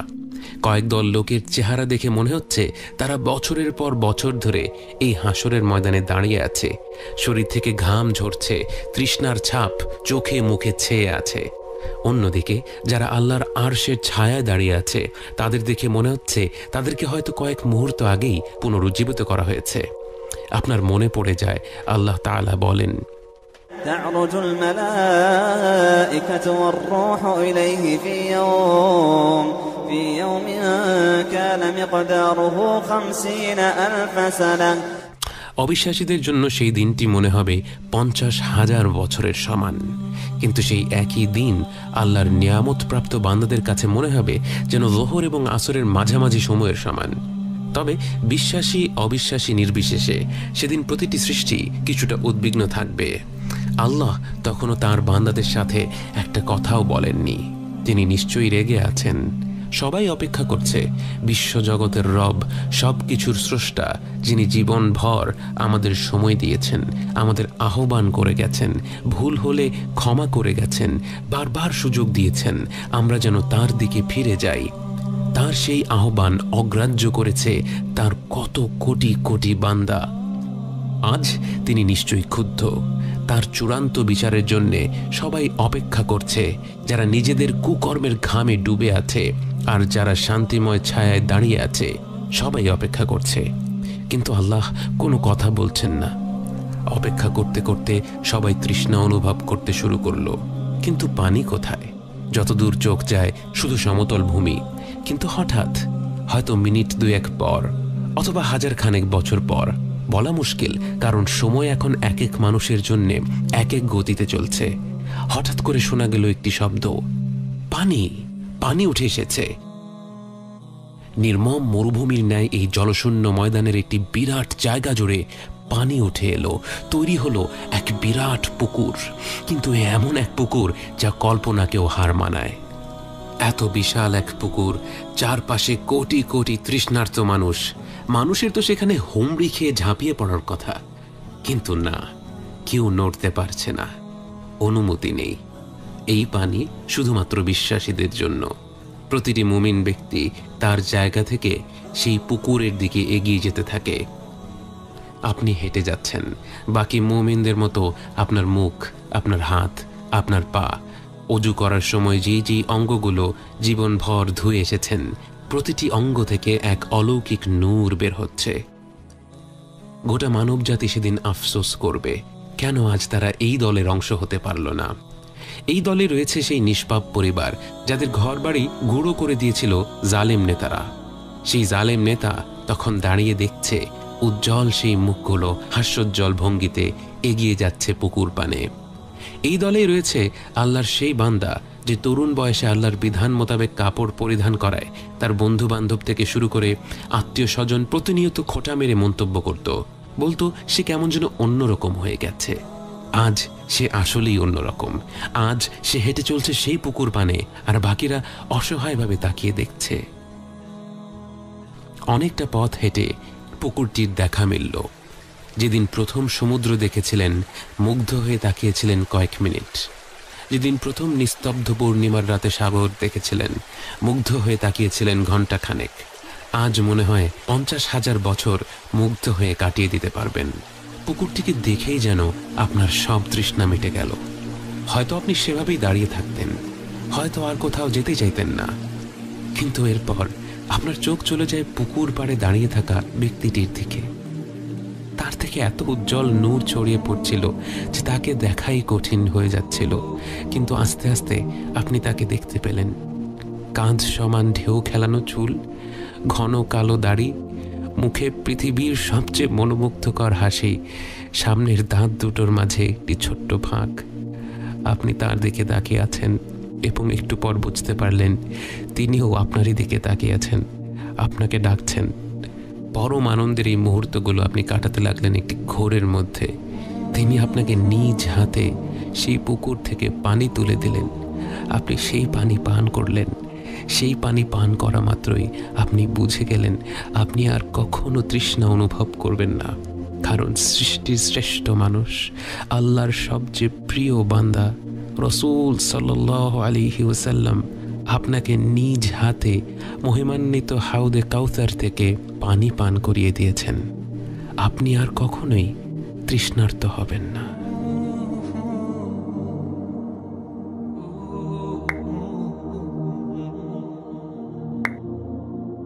বিচার দিবসের দৈর্ঘ্য 50,000 বছরের সমান। আগের আলোচনায় বলা হয়েছিল সেদিন সময় এক এক মানুষের জন্য এক এক গতিতে চলবে। বর্তমান জীবনেও এর একটা আঁচ পাওয়া যায়। আনন্দময় সময়গুলো মনে হয় চোখের পলকে পার হয়ে গেল, আর কষ্টের সময়গুলোকে মনে হয় খুব ধীর গতিতে চলছে। কিয়ামতের দিবসে এই পার্থক্যগুলো হয়ে যাবে বহু গুণে বেশি। আপনি দাঁড়িয়ে আছেন হাসরের ময়দানে, সবাই অপেক্ষা করছে বিচার প্রক্রিয়া শুরু হওয়ার জন্য, কিন্তু তা হচ্ছে না। এই দাঁড়িয়ে থাকা কি অনেকের কাছে তাদের গোটা অস্তিত্বের সবচেয়ে বড় শাস্তি মনে হতে থাকে। যারা আল্লাহকে অবিশ্বাস করেছিল, তার রাসূল সাল্লাল্লাহু আলাইহি ওয়াসাল্লামকে অস্বীকার করেছিল, তারাও আর দাঁড়িয়ে থাকতে চাচ্ছে না। যদিও তারা অনুধাবন করতে পারছে তাদের জন্য জাহান্নাম অপেক্ষা করছে, তারপরও তারা চাচ্ছে আল্লাহ যেন বিচার প্রক্রিয়া শুরু করে দেন, এরপর যা হবার হবে। কিন্তু এভাবে দাঁড়িয়ে থাকা আর সম্ভব হচ্ছে না। মানব জাতি, জিন জাতি সহ গোটা সৃষ্টি একত্র হয়ে ছুটে যায় আল্লাহর সৃষ্টি করা প্রথম মানুষটির কাছে। আদম আলাইহিস সালামের কাছে জড়ো হয়ে বলে, হে আমাদের পিতা, আল্লাহ নিজ হাতে আপনাকে সৃষ্টি করেছেন, আপনি আল্লাহর কাছে শাফাআত করুন, সুপারিশ করুন, তিনি যেন বিচার প্রক্রিয়া শুরু করে দিন। আপনি নিজেই সেই ভিড়ের মধ্যে দাঁড়িয়ে আছেন, তবুও চমকে না গিয়ে পারলেন না। দুনিয়ার জীবনে হাজার হাজার বছর ধরে বিভক্ত হওয়া মানুষ আজ এক হয়ে গেছে, এক সুরে একটাই দাবি করছে। তারা জান্নাত চাইছে না, ক্ষমাও চাইছে না, তারা চাচ্ছে এই অনিশ্চয়তা থেকে পরিত্রাণ, এই অসহনীয় অপেক্ষার অবসান। আপনার কাছে যদিও মনে হচ্ছে সবকিছু বেশ তাড়াতাড়ি আগাচ্ছে, আপনি বুঝতে পারেন অনেকের কাছে হয়তো মনে হচ্ছে তারা হাজার হাজার বছর ধরে শুধু দাঁড়িয়েই আছে। আদম আলাইহিস সালাম সকলের আবেদন শুনলেন। প্রত্যেকটি মানুষই তার সন্তান। নিজ সন্তানদের আকুল আবেদন শোনার পরেও তিনি তাদের কথায় রাজি হতে পারলেন না। তিনি সেদিন বহু বছর আগে তার করা একটি ভুলের কথা চিন্তা করছিলেন, যে ভুলের কারণে তিনি জান্নাত থেকে বহিষ্কৃত হয়েছিলেন, যে ভুলের শাস্তি তিনি পেয়ে গিয়েছিলেন। কিন্তু তিনি জানেন আজ বিচার দিবসে আল্লাহ অত্যন্ত রেগে আছেন। তাই তিনি তার সেই একটি ভুল নিয়ে এতটাই চিন্তিত যে তিনি তার সন্তানদের ফিরিয়ে দিয়ে বললেন, আমি এই কাজ করতে পারবো না, তোমরা অন্য কারো কাছে যাও, তোমরা নূহের কাছে যাও। গোটা মানব জাতি তখন নূহ আলাইহিস সালামকে খুঁজে বের করে, তার কাছে গিয়ে একই আবদার করে, আল্লাহর কাছে যেন তিনি একটু সুপারিশ করেন বিচার প্রক্রিয়া শুরু করার জন্য।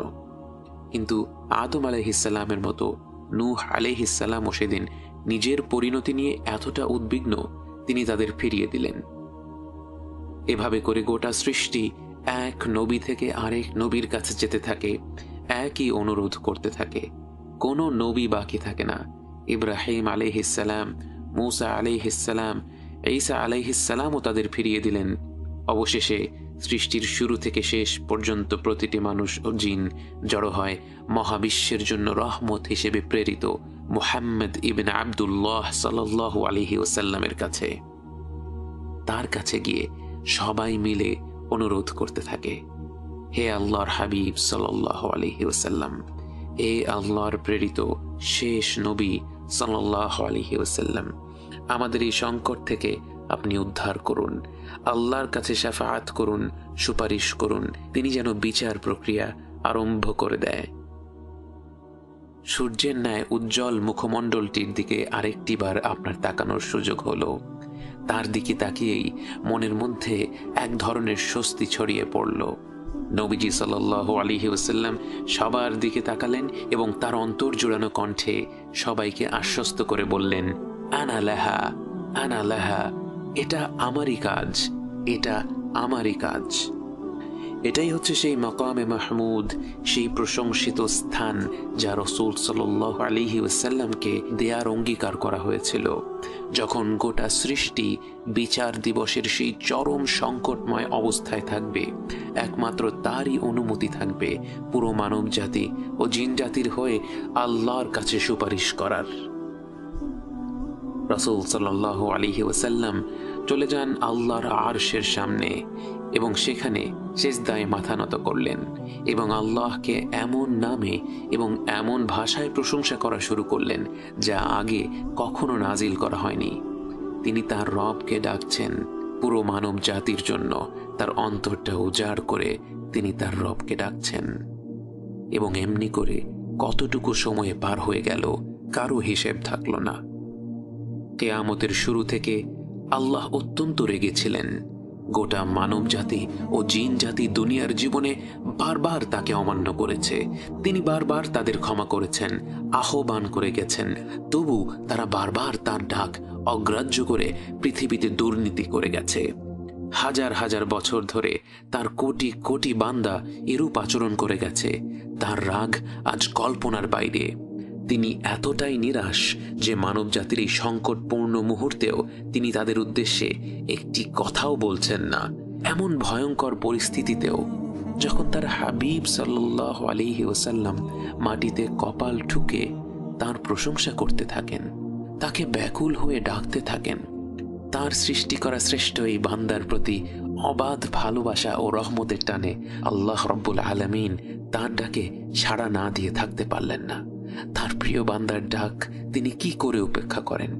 তিনি নবীজি সাল্লাল্লাহু আলাইহি ওয়াসাল্লামকে উদ্দেশ্য করে বলেন, ইয়া মুহাম্মদ ইরফা রাসাক, হে মুহাম্মদ তোমার মাথা উঠাও, ওয়াসাল তুতা, এবং যা চাও তোমাকে দেয়া হবে, ওয়াশফা তুশাফা, সুপারিশ করো তোমার সুপারিশ কবুল করা হবে। কিয়ামতের দিবসে রাসূল সাল্লাল্লাহু আলাইহি ওয়াসাল্লামের কয়েকটি শাফাআতের কথা বর্ণনা করা আছে, কিন্তু মূলত শাফাআতুল কুবরা বা সর্ববৃহৎ শাফাআহ বলতে আমরা যা বুঝি তা হলো এই সুপারিশটি যার কারণে আল্লাহ তাআলা কিয়ামতের দিন বিচার প্রক্রিয়া শুরু করবেন। আল্লাহ রাসূল সাল্লাল্লাহু আলাইহি ওয়াসাল্লামের সুপারিশ গ্রহণ করলেন, বিচার প্রক্রিয়া শুরু হতে যাচ্ছে। হাসরের ময়দানে সবাই অপেক্ষা করতে থাকে মহাবিশ্বের রব আল্লাহ আযজা ওয়া জাল্লার আগমনের জন্য। ويوم تشقق السماء بالغمام ونزل الملائكة تنزيلا এক প্রকাণ্ড শব্দে আকাশমণ্ডলী উন্মুক্ত হয়ে যায়। এক অলৌকিক মেঘ ধেয়ে আসে এবং অগণিত ফেরেশতারা নেমে আসে, এবং সেই ফেরেশতারা সব মানুষদের ঘিরে জায়গা করে নেয় এবং তারা একত্র হয়ে আল্লাহর প্রশংসা করতে থাকে, তার মাহাত্ম্য বর্ণনা করতে থাকে। তাদের জিকিরের উদ্দীপনা দেখে সবাই জিজ্ঞেস করে, আল্লাহ কি এসে গেছেন? তারা বলে, না, তিনি আসছেন। এবং এরপর وجاء ربك والملك صفا صفا অবশেষে স্বয়ং আল্লাহ তাআলা হাসরের ময়দানে উপস্থিত হন, এবং তিনি কিভাবে আসেন, কতটুকু কাছে আসেন, এসব বিষয়ে আমরা বিস্তারিত জানি না এবং তা কল্পনা করাও সম্ভব নয়। তিনি তো সব ধরনের কল্পনার ঊর্ধ্বে। কিন্তু তার আগমনের ব্যাপারে কিছু তথ্য আমাদেরকে রাসূল সাল্লাল্লাহু আলাইহি ওয়াসাল্লাম জানিয়েছেন বটে। যখন আকাশমণ্ডলী উন্মুক্ত হয়ে সারি সারি ফেরেশতা নেমে আসবে, এরপর আল্লাহর আরশ বহনকারী ফেরেশতারা আল্লাহর আরশ বহন করে নেমে আসবে। والملك على أرجائها ويحمل عرش ربك فوقهم يومئذ ثمانية সর্বমোট ৮ জন ফেরেশতা সেদিন আল্লাহর আরশ বহন করবেন। প্রথমে সংখ্যাটাকে অল্প মনে হতে পারে। কোটি কোটি ফেরেশতার ভিড়ে আল্লাহর আরশ মাত্র ৮ জন ফেরেশতা বহন করবে, কিন্তু বাস্তবে এই ফেরেশতারা অন্যদের মতো নয়। রাসূল সাল্লাল্লাহু আলাইহি ওয়াসাল্লাম তাদের বর্ণনা করে বলেন, আল্লাহর আরশ বহনকারী একজন ফেরেশতার পা হচ্ছে ৭ম জমিনে এবং তার মাথা হচ্ছে ৭ম আসমানে। তার কানের লতি থেকে কাঁধের দূরত্ব পাড়ি দিতে একটি পাখিকে ৭০০ বছর ভ্রমণ করতে হবে। এমন একজন ফেরেশতা কল্পনা করাও আমাদের জন্য কঠিন। আমাদের আকাশের গ্রহ নক্ষত্রদের একত্র করলেও হয়তো এমন একজন ফেরেশতার সমান হবে না। এবার ভেবে দেখুন, এমন প্রকাণ্ড আকারের ৮ জন ফেরেশতা আল্লাহ রাব্বুল আলামিনের আরশ বহন করে হাসরের ময়দানে পৌঁছবেন, এবং আল্লাহর আগমনের পর শুরু হবে হিসাব নেয়ার পর্ব। কিয়ামতের দিন হিসাব হবে ৩ ধরনের। প্রথম দলকে কোনো হিসাব, কোনো আযাব ছাড়াই সরাসরি জান্নাতে প্রবেশ করানো হবে। বুখারীর হাদিসে বর্ণিত আছে, রাসূল সাল্লাল্লাহু আলাইহি ওয়াসাল্লাম বলেন, তার উম্মত থেকে ৭০,০০০ মানুষ কোনো প্রকার হিসাব ছাড়াই জান্নাতে প্রবেশ করবে এবং তাদের মুখমণ্ডল চাঁদের মতো উজ্জ্বল হয়ে থাকবে। যদিও ৭০,০০০ শুনলে খুব বেশি মনে হয় না, কিন্তু সকল মুমিন ব্যক্তিদের জন্য সুখবর রয়েছে। তিরমিজি ও ইবনে মাজাহ কিতাবের হাদিসে বর্ণিত আছে, রাসূল সাল্লাল্লাহু আলাইহি ওয়াসাল্লাম আরো বলেন, আমার রব আমাকে প্রতিশ্রুতি দিয়েছেন, আমার উম্মত থেকে ৭০,০০০ বান্দা সরাসরি জান্নাতে প্রবেশ করবে কোনো প্রকার হিসাব বা আযাব ছাড়া, এবং তাদের মধ্যে প্রতি ১,০০০ বান্দার সাথে আরো ৭০,০০০ মানুষ যোগ হবে। অর্থাৎ সব মিলিয়ে ৪৯ লক্ষ মুমিন বান্দা সরাসরি জান্নাতে প্রবেশ করবে কোনো প্রকার হিসাব ছাড়া। এবং শুধু তাই নয়, ওই হাদিসে রাসূল সাল্লাল্লাহু আলাইহি ওয়াসাল্লাম আরো বলেন, এরপর আল্লাহ তাআলা ৩ বার তার নিজ হাতের মুঠো ভরে তার বান্দাদের কোনো হিসাব ছাড়া সরাসরি জান্নাতে প্রবেশ করাবেন। যে রবের আরশ এই পুরো মহাবিশ্ব থেকে অসংখ্য গুণে বড়, সে রবের হাত ভরপুর হলে কত অগণিত মুমিন বান্দা সেদিন সরাসরি জান্নাতে প্রবেশ করবে তা আমাদের কল্পনার বাইরে। আমরা শুধু এই আশাই করি যে আমরা প্রত্যেকে যেন সে দলের মধ্যেই অন্তর্ভুক্ত হই। পরম করুণাময় আল্লাহ যেন আমাদের উপর দয়া করেন, আমাদের কোনো প্রকার হিসাব না নেন। আমার ভাই এবং বোনেরা, এই বিষয়ে আপনাদের কাছে বিশেষভাবে জোর দিতে চাই। সেদিন লক্ষ লক্ষ হয়তো কোটি কোটি মুমিন বান্দা কোনো প্রকার হিসাব ছাড়া সরাসরি জান্নাতে প্রবেশ করবে। এই বান্দাদের মধ্যে হয়তো অনেক ব্যভিচারী, অনেক সুদখোর, অনেক জালিম ব্যক্তিও থাকবে যারা তাদের ভুল বুঝতে পেরে আল্লাহর কাছে ফিরে এসেছিল কালবান সালিম বা বিশুদ্ধ অন্তর নিয়ে। আমাদের প্রত্যেকের পাপের সংখ্যা অজস্র এবং প্রত্যেকটি পাপ গুরুতর, কিন্তু আমরা যেন সেই পাপগুলোর কারণে আল্লাহর কাছ থেকে চাইতে লজ্জা না পাই। কারণ আল্লাহর কাছ থেকে চাইতে লজ্জা করা মানে তার ক্ষমাকে ছোট করে দেখা, তার রহমতকে ছোট করে দেখা। আমরা যেন সেদিন এ কারণে এই শ্রেষ্ঠ দলের অন্তর্ভুক্ত হওয়া থেকে বঞ্চিত না হই যে আমরা আল্লাহর ক্ষমার উপর হতাশ হয়ে সরাসরি জান্নাত লাভের জন্য দোয়াই করিনি। আমরা যেন প্রত্যেকে আল্লাহর কাছে শ্রেষ্ঠ এই দলটির অংশ হওয়ার জন্য দোয়া করি। আমি চোখের জিনা করে থাকলেও, আমি সুদের চাকরি করে থাকলেও, আমি মদ্যপান করে থাকলেও, হয়তো এই দোয়ার কারণেই আমি শীঘ্রই এই পাপগুলো থেকে ফিরে আসতে পারবো এবং সেদিন কোনো প্রকার হিসাব, কোনো প্রকার আদাব ছাড়া জান্নাতে প্রবেশ করতে পারবো। আল্লাহ সুবহানাহু ওয়া তাআলা আমাদের সবাইকে সে দলের অন্তর্ভুক্ত করুন, আমিন। সর্বোত্তম এই পরিণতির পর রয়েছে দুটি দল। এক দল লোকের জন্য রয়েছে হিসাবুন ইয়াসীর, فسوف يحاسب حسابا يسيرا, তাদের জন্য রয়েছে সহজ হিসাব, এবং এটাও হবে মুমিন বান্দাদের জন্য।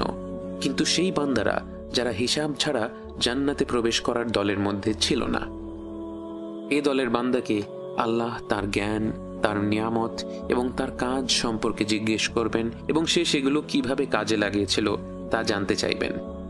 সে তখন বিভিন্ন ধরনের ভালো কাজের কথা উল্লেখ করতে পারবে এবং সে যত ভালো কাজের কথা উল্লেখ করতে থাকে সেই প্রশ্নোত্তর পর্ব তার জন্য তত সহজ হতে থাকে এবং সেই মুহূর্তেই আল্লাহর রহমত তার উপর বর্ষিত হতে থাকে।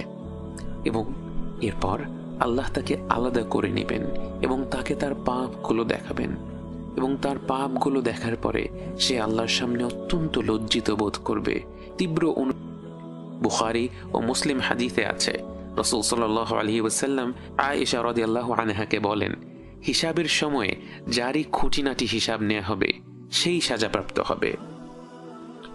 এই দলের ব্যক্তিদের তাদের জীবনের প্রতিটি কাজের জন্য, প্রতিটি মুহূর্তের জন্য, ছোট বড় প্রতিটি নিয়ামতের জন্য প্রশ্ন করা হবে এবং এ দলের লোকদের কোনো উত্তর থাকবে না।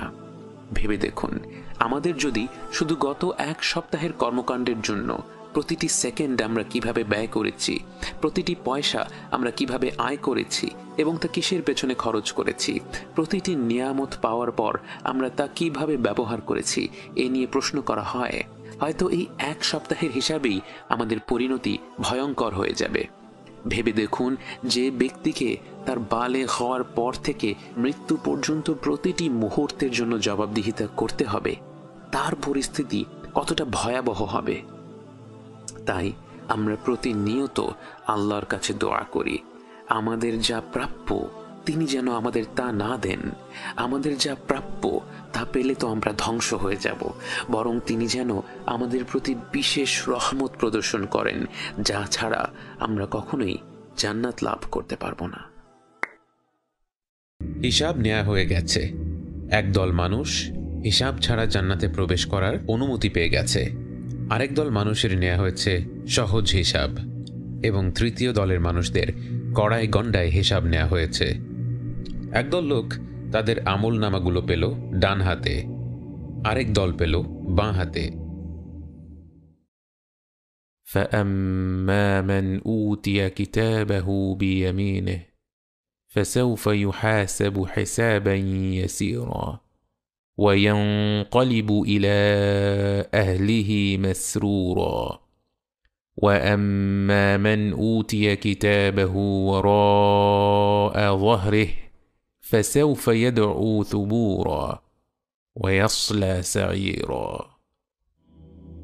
হিসাবের মাধ্যমে প্রত্যেক ব্যক্তি দুনিয়ার জীবনে কি কি কাজ করেছিল তা জানতে পারে, কিন্তু কোন কাজের পরিণাম কি তা এখনো জানা যায়নি। সেটা জানার জন্যই এরপর সবার সামনে নিয়ে আসা হবে আল মিজান, ونضع الموازين القسط ليوم القيامة فلا تظلم نفس شيئا وإن كان مثقال حبة من خردل أتينا بها وكفى بنا حاسبين মিজানের সহজ বাংলা হলো দাঁড়িপাল্লা। দাঁড়িপাল্লা কি তা আমরা সবাই জানি। এর দুই দিকে দুটো পাল্লা থাকে যা দিয়ে আমরা ওজন মেপে থাকি। কিয়ামতের দিবসের মিজানও এই কাজটিই করবে, কিন্তু বলাই বাহুল্য সেই মিজান কল্পনা করা আমাদের জন্য সম্ভব না। রাসূল সাল্লাল্লাহু আলাইহি ওয়াসাল্লাম বলেন, কিয়ামতের দিন মিজান আনা হবে, সেখানে যদি গোটা আসমান আর জমিনকেও ওজন করা হয় তা করা যাবে। অতএব আমরা এই মিজান কল্পনা করতে পারি না। শুধু এতটুকুই জানি এখানে ছোট বড় সব ধরনের আমলকেই ওজন করা হবে। যে সকল আমল ইখলাসের সাথে শুধুমাত্র আল্লাহকে খুশি করার উদ্দেশ্যে তার প্রেরিত রাসূল সাল্লাল্লাহু আলাইহি ওয়াসাল্লামের নির্দেশনা মোতাবেক করা হয়েছিল, সে সকল আমল ক্ষুদ্র হলেও মিজানে তাদের ভার হবে অনেক। আর কোনো কাজ যদি আল্লাহ ব্যতীত অন্য কাউকে খুশি করার জন্য হয়ে থাকে বা রাসূল সাল্লাল্লাহু আলাইহি ওয়াসাল্লামের শিখিয়ে দেয়া পদ্ধতিতে না করা হয়ে থাকে, সেই কাজ সংখ্যায় যতই হোক না কেন মিজানে তার কোনো মূল্যই থাকবে না। বুখারীর হাদিসে বর্ণিত আছে, আবু হুরায়রা রাদিয়াল্লাহু আনহু বলেন, রাসূল সাল্লাল্লাহু আলাইহি ওয়াসাল্লাম বলেছেন, দুটি কথা আছে যা জিহ্বায় অত্যন্ত হালকা কিন্তু মিজানে অত্যন্ত ভারী এবং আল্লাহর কাছে অত্যন্ত প্রিয়। কথা দুটি হচ্ছে সুবহানাল্লাহি ওয়া বিহামদিহি এবং সুবহানাল্লাহিল আযীম। তিরমিজির এক হাদিসে বর্ণিত আছে, আল্লাহ রাসূল সাল্লাল্লাহু আলাইহি ওয়াসাল্লাম বলেন, আল্লাহ আমার উম্মতের এক লোককে সবার সামনে নিয়ে আসবেন। তার পাপের ৯৯টি আমল নামা বিছিয়ে দেয়া হবে, যার প্রত্যেকটি যত দূর চোখ যায় তত দূর পর্যন্ত ছড়িয়ে থাকবে। আল্লাহ বলবেন, তুমি কি এর কোনো কিছুকে অস্বীকার করো? আমার আমল সংরক্ষক ফেরেশতা কি তোমার প্রতি কোনো অন্যায় করেছে? লোকটি বলবে, না হে আমার প্রতিপালক। আল্লাহ বলবেন, তোমার কি পেশ করার মতো কোনো অজুহাত বা কোনো নেকি আছে? লোকটি হতবাক হয়ে বলবে, না হে আমার প্রতিপালক। আল্লাহ বলবেন, অবশ্যই আমাদের কাছে তোমার একটি নেকি আছে, আজ তোমার প্রতি কোনো অবিচার করা হবে না। এরপর এক টুকরো কাগজ বের করা হবে যাতে লেখা থাকবে, আশহাদু আল্লা ইলাহা ইল্লাল্লাহু ওয়া আশহাদু আন্না মুহাম্মাদান আবদুহু ওয়া রাসূলুহু সাল্লাল্লাহু আলাইহি ওয়াসাল্লাম। আল্লাহ মিজান আনতে আদেশ করবেন। লোকটি বলবে, হে আমার প্রতিপালক, এতগুলি বড় বড় আমলনামার কাছে এই ছোট্ট কাগজের ওজন আর কি হবে? আল্লাহ বলবেন, তোমার প্রতি অবিচার করা হবে না। অতঃপর আমল নামাগুলোকে দাড়ির এক পাল্লায় এবং ওই ছোট্ট কাগজটিকে অন্য পাল্লায় চড়ানো হবে। দেখা যাবে পাপের আমল নামাগুলোর ওজন হালকা এবং ছোট্ট সেই কাগজটির ওজন ভারী হয়ে গেছে। এছাড়াও বিভিন্ন হাদিসে নিয়মিত যিকর আজকারের কথা উল্লেখ আছে, যেগুলোর ওজন মিজানের পাল্লায় অনেক ভারী হবে। আমরা অনেক সময় সংখ্যায় বেশি আমল করার দিকে নজর দেই, কিন্তু আন্তরিকতার সাথে আমল করার ব্যাপারে উদাস থাকি। অথচ মিজানের বর্ণনাগুলো শুনলে এ ব্যাপারে কোনো সন্দেহ থাকে না যে আমাদের দিনে আন্তরিকতার উপর অনেক বেশি জোর দেয়া হয়েছে। আবু দাউদ, বিশেষ করে ইন্টারনেটের এই যুগে এমন অনেক কিছুই আমরা অনলাইনে দেখি যার সাথে আমরা একমত নই, যা আমাদের বিরক্ত করে, হয়তো রাগিয়েও দেয়। তখন হয়তো খুব সহজেই আমরা রাগের মাথায় একটা খারাপ কথা বলে ফেলি। অনলাইন ছাড়াও দৈনন্দিন জীবনে ঘরে বাইরে রাস্তাঘাটে দিন দিন মানুষের ধৈর্য কমে যাচ্ছে। একজন আরেকজনকে ওভারটেক করছে, একটা গাড়ি আরেকটাকে ধাক্কা দিচ্ছে, বাসের কন্ডাক্টর ৩-৪ বার ভাড়া চাচ্ছে, অফিসে পলিটিক্স চলছে, ঘরে ঝগড়া চলছে, আত্মীয় স্বজন একজন আরেকজনকে নিয়ে মন্তব্য করছে। এসব কিছুর মধ্যে সুন্দর আচরণ ধরে রাখাটা যেন এক ধরনের যুদ্ধ। তাই আমরা যেন মনে রাখি, এই যুদ্ধে বিজয়ী হওয়ার পুরস্কার কিন্তু অনেক বড়। আমাদের মনে হতে পারে রাত জেগে তাহাজ্জুদ পড়া বা নফল রোজা রাখা বা বেশি বেশি সাদাকা করাকে উল্লেখ না করে রাসূল সাল্লাল্লাহু আলাইহি ওয়াসাল্লাম সুন্দর আচরণকেই কেন এত গুরুত্ব দিলেন? এর একটি ব্যাখ্যা হচ্ছে, যে কষ্ট করে এত এত নফল ইবাদত করে কিন্তু তার আচরণ ভালো না, সে তার খারাপ আচরণের মাধ্যমে তার ভালো কাজগুলোকে কিয়ামতের দিবসে হারিয়ে ফেলবে। সে হয়তো কারো ব্যাপারে গীবত করল, তখন যার ব্যাপারে গীবত করেছে সে তার তাহাজ্জুদের নেকি নিয়ে যাবে। আরেক ব্যক্তিকে সে গালমন্দ করল, সে ব্যক্তি তার সাদাকার নেকি নিয়ে যাবে। অথচ যে ব্যক্তির আচরণ সুন্দর, তার ভালো কাজ অল্প হলেও কিয়ামতের দিবসে সেই ভালো কাজ তার কাছেই রয়ে যায় এবং সেই ভালো কাজের মাধ্যমে সে পার পেয়ে যায়। আল্লাহ আমাদেরকে অন্যের হক নষ্ট করা থেকে হেফাজত করুক। রাসূল সাল্লাল্লাহু আলাইহি ওয়াসাল্লাম আরও বলেন, যে বাবা মা সন্তান হারানোর পর সবর করে তার সেই সবর মিজানের পাল্লা ভারী করবে। যে ব্যক্তি কারো জানাজায় শরিক হলো তার জন্য উহুদ পাহাড় পরিমাণ নেকি মিজানের পাল্লায় যোগ করা হবে। যারা নিয়মিত কোরআন পড়েছে তাদের জন্য স্বয়ং কোরআন এসে শাফাআত করবে এবং কোরআন পাঠ করার সময় প্রতিটি উচ্চারিত অক্ষরের জন্য 10টি করে নেকি জমা হবে। অর্থাৎ আমরা যদি শুধুমাত্র সূরা ইখলাস তিলাওয়াত করি আমাদের পাল্লায় 400টিরও বেশি নেকি জমা হবে। সুবহানাল্লাহ। তাই আমাদের প্রত্যেকের উচিত প্রতিদিন কোরআন পাঠ করা, একটি লাইন হলেও পাঠ করা, কিন্তু প্রতিদিন করা। অনেকে বলেন কোরআন তো শুধু পড়ে গেলেই হবে না, কোরআন তো আল্লাহ পাঠিয়েছেন বোঝার জন্যে। এই কথাটি 100% সত্য, কিন্তু অনেকে আবার কোরআন বোঝার দিকে জোর দিতে গিয়ে কোরআন তিলাওয়াতের মর্যাদা ছোট করে দেখতে চান এবং সেটা অবশ্যই একটি বড় ধরনের ভুল। কোরআনকে বোঝা সারা জীবনের একটি যাত্রা। এই অভিযান চলবে নিয়মিত কোরআন পাঠ করার পাশাপাশি। কোরআন তিলাওয়াত করার তাৎপর্য শুধু অক্ষরে 10টি করে নেকি নয়। আমরা যখন কোরআন তেলাওয়াত করি তখন এই মহাবিশ্বের রব যা বলেছেন আমিও সেই একই কথা উচ্চারণ করছি। এটা কি শিহরিত হওয়ার মতো বিষয় না? উদাহরণস্বরূপ চিন্তা করুন, যখন কোনো এক বিখ্যাত খেলোয়াড় খেলায় বিজয়ী হয়ে তার জার্সিটা ছুঁড়ে মারল ভক্তদের দিকে। যে ভক্ত সেই জার্সিটা ধরতে পারে তার অবস্থা কেমন হয়? সে হয়তো কান্নায় ভেঙে পড়ে, সে হয়তো সেই জার্সিটি সারা জীবন তার রুমে টাঙিয়ে রাখবে। যে সে খেলাটা দেখে না, যে সে খেলাটা বোঝে না, সে ব্যক্তি হয়তো অবাক হবে, ভাববে আরেকজন মানুষের গেঞ্জি পেয়ে একজন মানুষ এত খুশি হচ্ছে কেন? কিন্তু যে সে খেলোয়াড়টাকে চেনে সেই জানে এই জার্সি শুধু এক টুকরো কাপড় নয়, তার কাছে এর মাহাত্ম্য অনেক অনেক বেশি। যে আল্লাহ আমাদের সৃষ্টি করেছেন, যিনি এই আকাশমণ্ডলী, এই গ্রহ নক্ষত্র, এই পৃথিবী সৃষ্টি করেছেন, যিনি আমি যা যা ভালোবাসি, যাকে যাকে ভালোবাসি সব কিছুই সৃষ্টি করেছেন, তিনি যে কথাগুলো আমাকে উদ্দেশ্য করে বলেছেন, যে কথাগুলো মহান, যে কথাগুলো ত্রুটিহীন, যে কথাগুলো বিস্ময়কর, সেই কথাগুলো আমার মতো ক্ষুদ্র এক বান্দা তার অগণিত পাপে জর্জরিত জিহবা দিয়ে উচ্চারণ করতে পারছে, আমার কি উৎফুল্ল হওয়ার কথা না? যে আয়াত আমি উচ্চারণ করলাম তার মানে বোঝার আগেই আমি সেটা উচ্চারণ করার মর্যাদা পেয়েছি, সেই মর্যাদা পেয়ে কি আমার অন্তর কৃতজ্ঞতায় কেঁপে ওঠার কথা না? বাস্তবে কোরআন তিলাওয়াত করা, মুখস্থ করা, বোঝা এবং তার উপর আমল করা প্রত্যেকটি কাজই শ্রেষ্ঠ কাজগুলোর মধ্যে অন্তর্ভুক্ত এবং এর একটিকেও ছোট করে দেখার অবকাশ নেই। প্রত্যেকটি ভালো কাজই মিজানের পাল্লা ভারী করবে, হোক তা রোজা, যাকাত, হজ, নফল ইবাদত, যিকর আযকার ইত্যাদি। কোন ভালো কাজটি আমাদের জন্য কঠিন সেই দিবসে কল্যাণ বয়ে আনবে আমরা জানি না। যে হজ করে হয়তো দারুণ তৃপ্তি বোধ করছি, হয়তো সেই হজ আল্লাহ কবুলই করেননি, আল্লাহ আমাদেরকে হেফাজত করুন। কারণ সেই হজ যে টাকা দিয়ে করেছিলাম সেই টাকায় ছিল ঘুষ আর সুদের অংশ। কিয়ামতের দিন মিজানে দেখা গেল সেই হজের কোনো ওজনই নেই।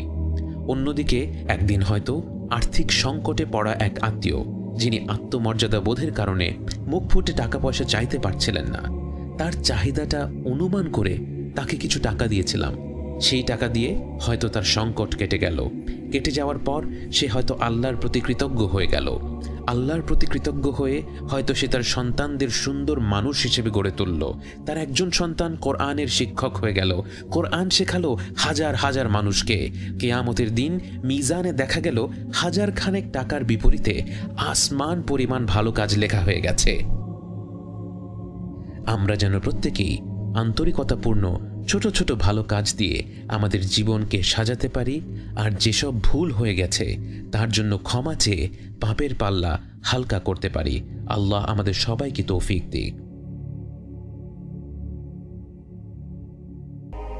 মিজানের পাল্লায় আমলের ওজন নেয়ার পর জাহান্নামকে সামনে আনা হবে। মুসলিম হাদিসে বর্ণিত আছে, জাহান্নামের থাকবে 70,000 শিকল। প্রতিটি শিকলকে টেনে হিঁচড়ে ধরে থাকবে 70,000 ফেরেশতা। কিন্তু জাহান্নাম সেদিন এতটা ক্ষুব্ধ থাকবে যে এই শত শত কোটি ফেরেশতা মিলেও তাকে সামলাতে হিমশিম খাবে। এরপর মানুষকে দলে দলে ভাগ করা হবে।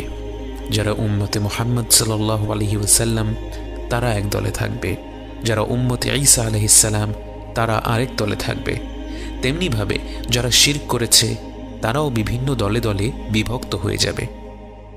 احشروا الذين ظلموا وأزواجهم وما كانوا يعبدون من دون الله فاهدوهم إلى صراط الجحيم। মুশরিকদের দলগুলোকে সরাসরি জাহান্নামে ফেলে দেওয়া হবে। আল্লাহ যেন আমাদের প্রকাশ্য এবং গোপন শিরক থেকে হেফাজত করেন। এরপর রয়ে যাবে তাওহীদের মানুষেরা, যারা আল্লাহর সাথে কাউকে শরীক করেনি, কিন্তু এর মধ্যেও রয়েছে ভালো এবং খারাপ। ভালোর মধ্যে থাকবে প্রকৃত মুমিন ব্যক্তিরা, যারা হিসাব ছাড়া জান্নাতে প্রবেশ করবে এবং যাদের হিসাব নেয়ার পর তাদের ভালো কাজের পাল্লা ভারী হয়েছে।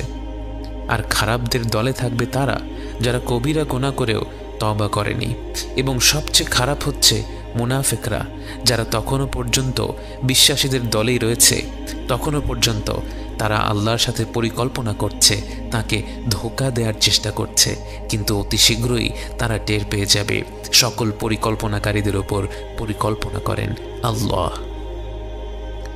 মুশরিকদের জাহান্নামে ফেলে দেওয়ার পর জাহান্নামের ওপর দিয়ে বসানো হবে একটি সেতু, একটি ব্রিজ, যাকে বলা হয় সিরাত।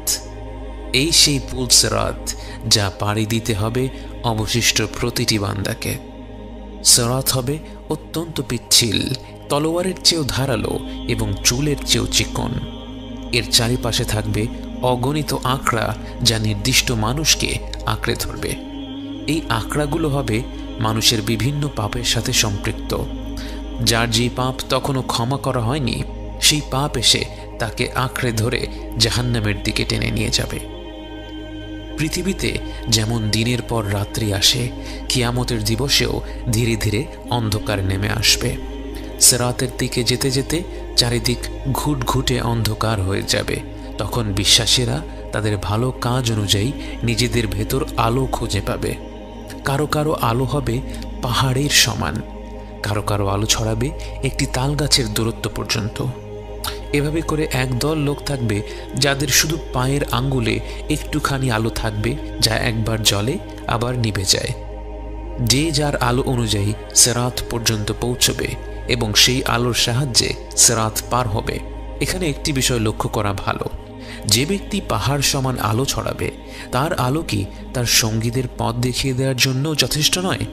যে ব্যক্তি সেদিন একেবারে অল্প আলো পাবে এবং অত্যন্ত কষ্ট করে সিরাত পর্যন্ত পৌঁছবে, সে দুনিয়াতে এমন কারো সঙ্গী হয়নি, এমন কারো সাথে বন্ধুত্ব করেনি যে কঠিন সেই দিনে চারপাশে আলো ছড়িয়ে দেবে। তাই আমাদের দিনে ভালো মানুষের সাথে বন্ধুত্ব স্থাপন করার ব্যাপারে বিশেষ জোর দেওয়া হয়েছে। প্রতিটি মানুষ তার আলো অনুযায়ী সিরাতের দিকে আগাচ্ছে, কিন্তু একদল মানুষ দেখল তাদের তো কোনো আলোই নেই, তাদের চারপাশে ঘন অন্ধকার। ওই দূরে তারা দেখতে পায় কিছু মানুষ তাদের নিজেদের আলো নিয়ে ছুটে চলছে সিরাতের পানে, কিন্তু এত অন্ধকার পাড়ি দিয়ে তাদের পক্ষে ওই মুমিনদের পিছু নেওয়া সম্ভব হয় না। এরাই হচ্ছে মুনাফিক, যারা এতক্ষণ পর্যন্ত বিশ্বাসীদের সাথেই ছিল, যারা ভেবেছিল তারা আল্লাহকে ধোঁকা দিতে পেরেছে। অবশেষে আল্লাহ তাদের পাকড়াও করেন। يوم ترى المؤمنين والمؤمنات يسعى نورهم بين أيديهم وبأيمانهم بشراكم اليوم جنات تجري من تحتها الأنهار خالدين فيها ذلك هو الفوز العظيم يوم يقول المنافقون والمنافقات للذين آمنوا انظرونا نقتبس من نوركم قيل ارجعوا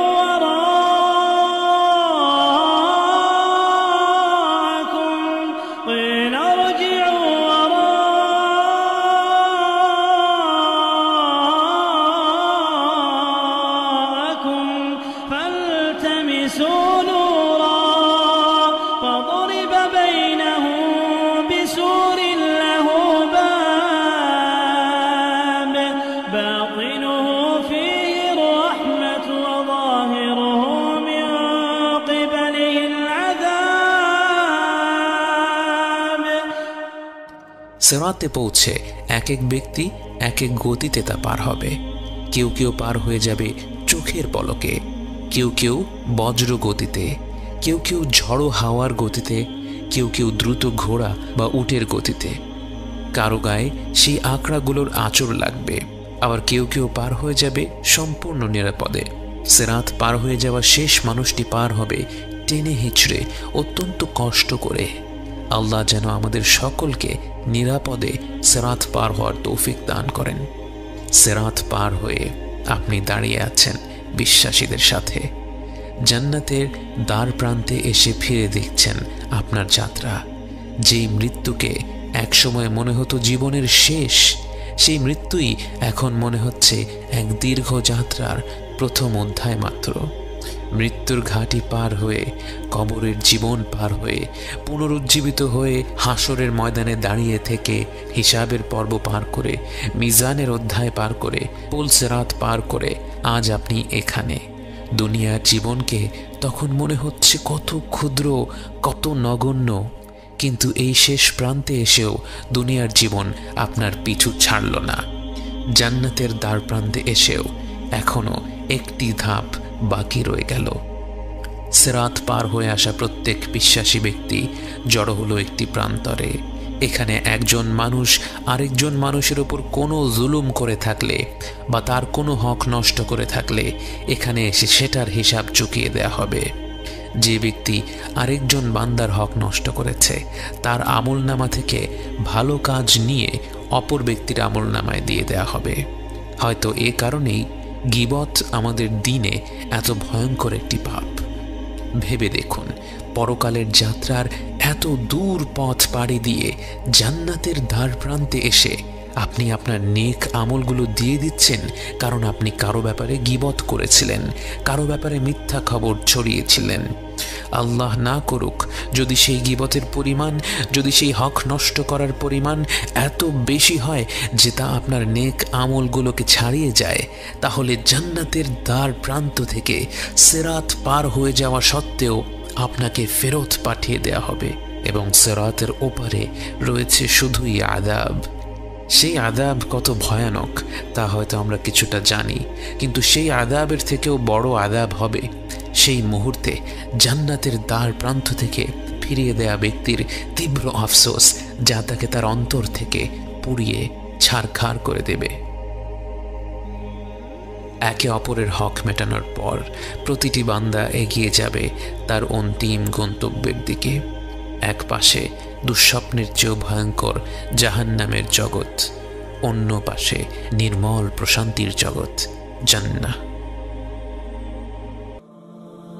আমি সাক্ষ্য দিচ্ছি আল্লাহ ছাড়া কোনো মাবুদ নেই এবং মুহাম্মদ সাল্লাল্লাহু আলাইহি ওয়াসাল্লাম তাঁরই রাসূল। নিশ্চয়ই আল্লাহ সত্য, তার ফেরেশতারা সত্য, তার কিতাব সত্য, তার রাসূলগণ সত্য, কিয়ামতের দিবস সত্য, কদর সত্য, জান্নাত সত্য, জাহান্নাম সত্য। জাহান্নাম সেই নাম যা থেকে আমরা যতটুকু সম্ভব দূরে থাকতে চাই, যে নাম শুনলেই আমরা তা মস্তিষ্ক থেকে দূরে ঠেলে দিতে চাই।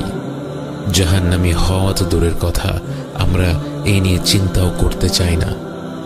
কিন্তু জাহান্নাম সত্য এবং আল্লাহ আমাদেরকে এর ব্যাপারে সতর্ক করেছেন।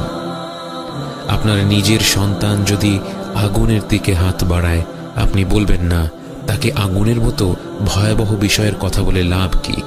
ছোট মানুষ এসব কথা শুনলে ভয় পাবে। আপনি জানেন সে আগুনে হাত দিলে তার হাতটা পুড়ে যাবে, তাই আপনি তার প্রতি ভালোবাসার কারণেই তাকে আগুনের ব্যাপারে সতর্ক করে দেবেন। পবিত্র কোরআনে যে বিষয়গুলো বারবার এসেছে তার মধ্যে একটি হলো জাহান্নামের ব্যাপারে সতর্কতা, কারণ আল্লাহ জানেন এই বিষয়ে মানুষ অনেক বেশি খামখেয়ালি। আল্লাহর রহমত অসীম এ কথা ভেবে অগণিত বান্দা জাহান্নামকে ভুলে সেই ভয়ঙ্কর পরিণতির দিকে নিজেদের ঠেলে দেবে। আল্লাহ জাহান্নামকে সৃষ্টি করেছেন অবিশ্বাসী মুনাফিক বান্দাদের জন্য এবং এমন সব বিশ্বাসীদের জন্য যারা অনেক বেশি পাপ অর্জন করেছে। জাহান্নামের আছে এক অতোষণীয় ক্ষুধা। সূরা কফে আল্লাহ সুবহানাহু ওয়া তাআলা বলেন, একদিন আল্লাহ জাহান্নামকে জিজ্ঞেস করবেন, তোমার পেট কি ভরেছে? জাহান্নাম বলবে, হাল মিন মাজিদ, আরো কিছু আছে কি? রাসূল সাল্লাল্লাহু আলাইহি ওয়াসাল্লাম বলেন, জাহান্নামের প্রান্ত থেকে এর ভেতর একটি পাথর ফেলে দিলে সেই পাথর 70 বছর ধরে পড়তে থাকলেও এর তলায় পৌঁছবে না। জাহান্নামের আছে অনেকগুলো স্তর, যে যত নিচের স্তরে থাকবে তার শাস্তি তত বেশি কঠিন। সহিহ মুসলিমের হাদিসে এসেছে, রাসূল সাল্লাল্লাহু আলাইহি ওয়াসাল্লাম বলেন, তার চাচা আবু তালেব জাহান্নামের বাসিন্দাদের মধ্যে সবচেয়ে হালকা শাস্তি পাবেন। এই হালকা শাস্তি হলো তাকে আগুনের এক জোড়া জুতো পরিয়ে দেওয়া হবে, যার তাপের কারণে তার মস্তিষ্ক ফুটতে থাকবে। আল্লাহ যেন আমাদেরকে জাহান্নাম থেকে রেহাই দেন। আল্লাহ যেন আমাদের পরিবার পরিজনদেরকে জাহান্নাম থেকে রেহাই দেন। জাহান্নামের সবচেয়ে নিম্ন স্তরের জায়গা হবে মুনাফিকদের, এবং তারা ভোগ করবে সবচেয়ে ভয়াবহ শাস্তিগুলো। জাহান্নামের বাতাস হবে সামুম, যা হবে অত্যন্ত শুষ্ক ও উত্তপ্ত, এবং জাহান্নামের পানি হবে হামিম, যা হবে ফুটন্ত পানির মতো গরম। সেখানে ছায়া থাকবে শুধুমাত্র একটি গভীর ধোঁয়ার ভেতরে, যেখানে শ্বাস প্রশ্বাস নেয়াই দুষ্কর। জাহান্নামের আগুনের তাপ হবে পৃথিবীর আগুনের চেয়ে 70 গুণ বেশি। যে পৃথিবীর আগুন এক মুহূর্তের জন্য আমাদের শরীর সইতে পারে না, আমরা কি করে জাহান্নামের আগুন সহ্য করার কথা ভাবতে পারি? জাহান্নামীদের উদ্দেশ্য করে আল্লাহ তাআলা বলেন, فذوقوا فلن نزيدكم إلا عذابا। জাহান্নামে প্রতিনিয়ত শাস্তি বাড়তে থাকবে। প্রতিদিন যে শাস্তি দেয়া হবে তা তার আগের দিনের চেয়ে বেশি হবে, অর্থাৎ এই শাস্তিতে কারো অভ্যস্ত হয়ে যাওয়ার সুযোগ নেই। একবার ভেবে দেখুন, এইভাবেই জাহান্নামের জীবন চলতে থাকবে 100 বছর নয়, 1000 বছর নয়, বরং অনন্তকালের জন্য। কোটি কোটি বছর পার হয়ে যাওয়ার পরেও শাস্তির পরিমাণ প্রতিনিয়ত বেড়েই চলছে। আল্লাহ যেন আমাদেরকে রেহাই দেন। এমন ভয়াবহ শাস্তির কথা ভাবলে আমাদের মনে প্রশ্ন আসতে পারে, মানুষ পাপ করেছে 70-80 বছর, তাহলে তার শাস্তি অনন্তকালের জন্য কেন? এর কারণ হচ্ছে তার জীবন শেষ হয়েছে আল্লাহর হুকুমে। তাকে যদি অনন্তকাল বেঁচে থাকার সুযোগ দেয়া হতো, সে অনন্তকাল আল্লাহর অমান্য করে যেত, সে অনন্তকাল অন্যের হক নষ্ট করে যেত, সে অনন্তকাল অবিচার করে যেত। তাই আল্লাহ সূরা নাবাতে বলেন, জাযাআউ ওয়িফাকা, এটাই উপযুক্ত প্রতিফল, এটাই উপযুক্ত শাস্তি। এই শাস্তির বর্ণনা শুনে মনে হতে পারে শাস্তিটা কি বড় বেশি কঠোর নয়? কিন্তু আল্লাহ হচ্ছেন আলিমুল হাকিম, তিনি সব জানেন, তিনি সবচেয়ে বিজ্ঞ। যে শাস্তির বর্ণনা করা হয়েছে জাহান্নামীদের জন্য সেটাই উপযুক্ত শাস্তি। তাদের যদি এর চেয়ে অনুপরিমাণও কম শাস্তি প্রাপ্য হতো, আল্লাহ তাদেরকে ততটুকুই শাস্তি দিতেন। আল্লাহ যেন আমাদের সকল প্রকার শাস্তি থেকে বাঁচিয়ে রাখেন এবং আমাদেরকে হিসাব ছাড়া জান্নাতে প্রবেশ করার অনুমতি দেন। জাহান্নামের বাসিন্দাদের দেহ হবে আকারে অনেক বড়, তাদের চামড়ার পুরুতা হবে 42 যিরা, এবং 1 যিরা হচ্ছে প্রায় 3 ফিট, অর্থাৎ তাদের চামড়া হবে প্রায় 120 ফিট পুরু এবং তাদের শরীরগুলো হবে উহুদ পাহাড়ের মতো প্রকাণ্ড। তাদেরকে এত বড় শরীর দেওয়ার কারণ হচ্ছে তারা যেন তাদের শাস্তিগুলো আরো প্রবলভাবে অনুভব করতে পারে। জাহান্নামীদের খাবার হবে দরিয়া, যা না ক্ষুধা মেটাবে না কোনো পুষ্টি দেবে। এছাড়া জাহান্নামীদের জন্য থাকবে জাকুম নামের এক গাছের ফল, যা খাওয়ার পর গলিত পিতলের মতো তাদের নাড়ি ভুঁড়ি পুড়িয়ে দেবে। এবং তাদের পানীয় হবে হামিম, যা হচ্ছে ফুটন্ত পানি, যা পান করার পর তাদের তৃষ্ণা কমবে না বরং বৃদ্ধি পাবে। এবং গসাক, যা হচ্ছে জাহান্নামীদের পোড়া মাংস থেকে বের হওয়া তরল বস্তু। আল্লাহ আমাদের উপর রহম করুন, আল্লাহ আমাদের জাহান্নাম থেকে রক্ষা করুন। যারা দুনিয়াতে মদ্য পান করেছে তাদেরকে জাহান্নামে পান করানো হবে তিনাতুল খাবাল, যা হচ্ছে জাহান্নামীদের গা থেকে বেরিয়ে আসা পুঁজ এবং ঘামের মিশ্রণ। আমাদের মধ্যে যারা মদ্য পান করেছি তারা যেন প্রত্যেকে তা থেকে তওবা করে ফিরে আসতে পারে। এসব খাদ্য এবং পানীয় বিদঘটে এতটা কষ্টদায়ক হওয়া সত্ত্বেও জাহান্নামীরা এগুলো খাবে এবং পান করবে। তাহলে ভেবে দেখুন তাদের অবস্থা কতটা ভয়াবহ হবে। জাহান্নামীদের কাপড় হবে আগুনের তৈরি এবং গলিত তামার তৈরি। মুসলিম শরীফে বর্ণিত হাদিসে এসেছে, আল্লাহ জাহান্নামের সবচেয়ে কম শাস্তি পাওয়া ব্যক্তিকে উদ্দেশ্য করে বলবেন, তোমার কাছে যদি গোটা পৃথিবীর সমান ধন সম্পদ থাকতো, তুমি কি জাহান্নাম থেকে রেহাই পাওয়ার জন্য তা দিয়ে দিতে? সে বলবে হ্যাঁ। আল্লাহ তখন তাকে বলবেন, আমি তো তোমার কাছ থেকে এর চেয়ে আরো অনেক অল্প কিছু চেয়েছিলাম। আজকে আমরা পৃথিবী ভর্তি সম্পদের জন্য নয়, বরং অল্প কিছু টাকা পয়সার জন্য আমাদের দিনকে ভুলে যাই। আল্লাহ যেন আমাদের হেফাজত করেন। যারাই এক আল্লাহকে বিশ্বাস করেছে, তার সাথে শিরক করেনি, তারা এক পর্যায়ে জাহান্নাম থেকে মুক্তি পাবে। প্রত্যেক ব্যক্তি যার পাপ ক্ষমা করে দেয়া হয়নি সেই পাপের জন্য সাজা পাবে। কোনো কোনো পাপ আল্লাহ সরাসরি ক্ষমা করে দেন, কোনো কোনো পাপের শাস্তি আমাদের পৃথিবীতেই পেতে হয় এবং সেটাই হচ্ছে সবচেয়ে হালকা শাস্তি, যদিও দুনিয়ার জীবনে তা আমাদের কাছে অসহনীয় মনে হয়। যাদের পাপ এত বেশি যে আল্লাহর মাগফিরাত এবং পৃথিবীর শাস্তি দিয়েও সেগুলো মুছে যায়নি, তারা কবরের আযাব পাবে।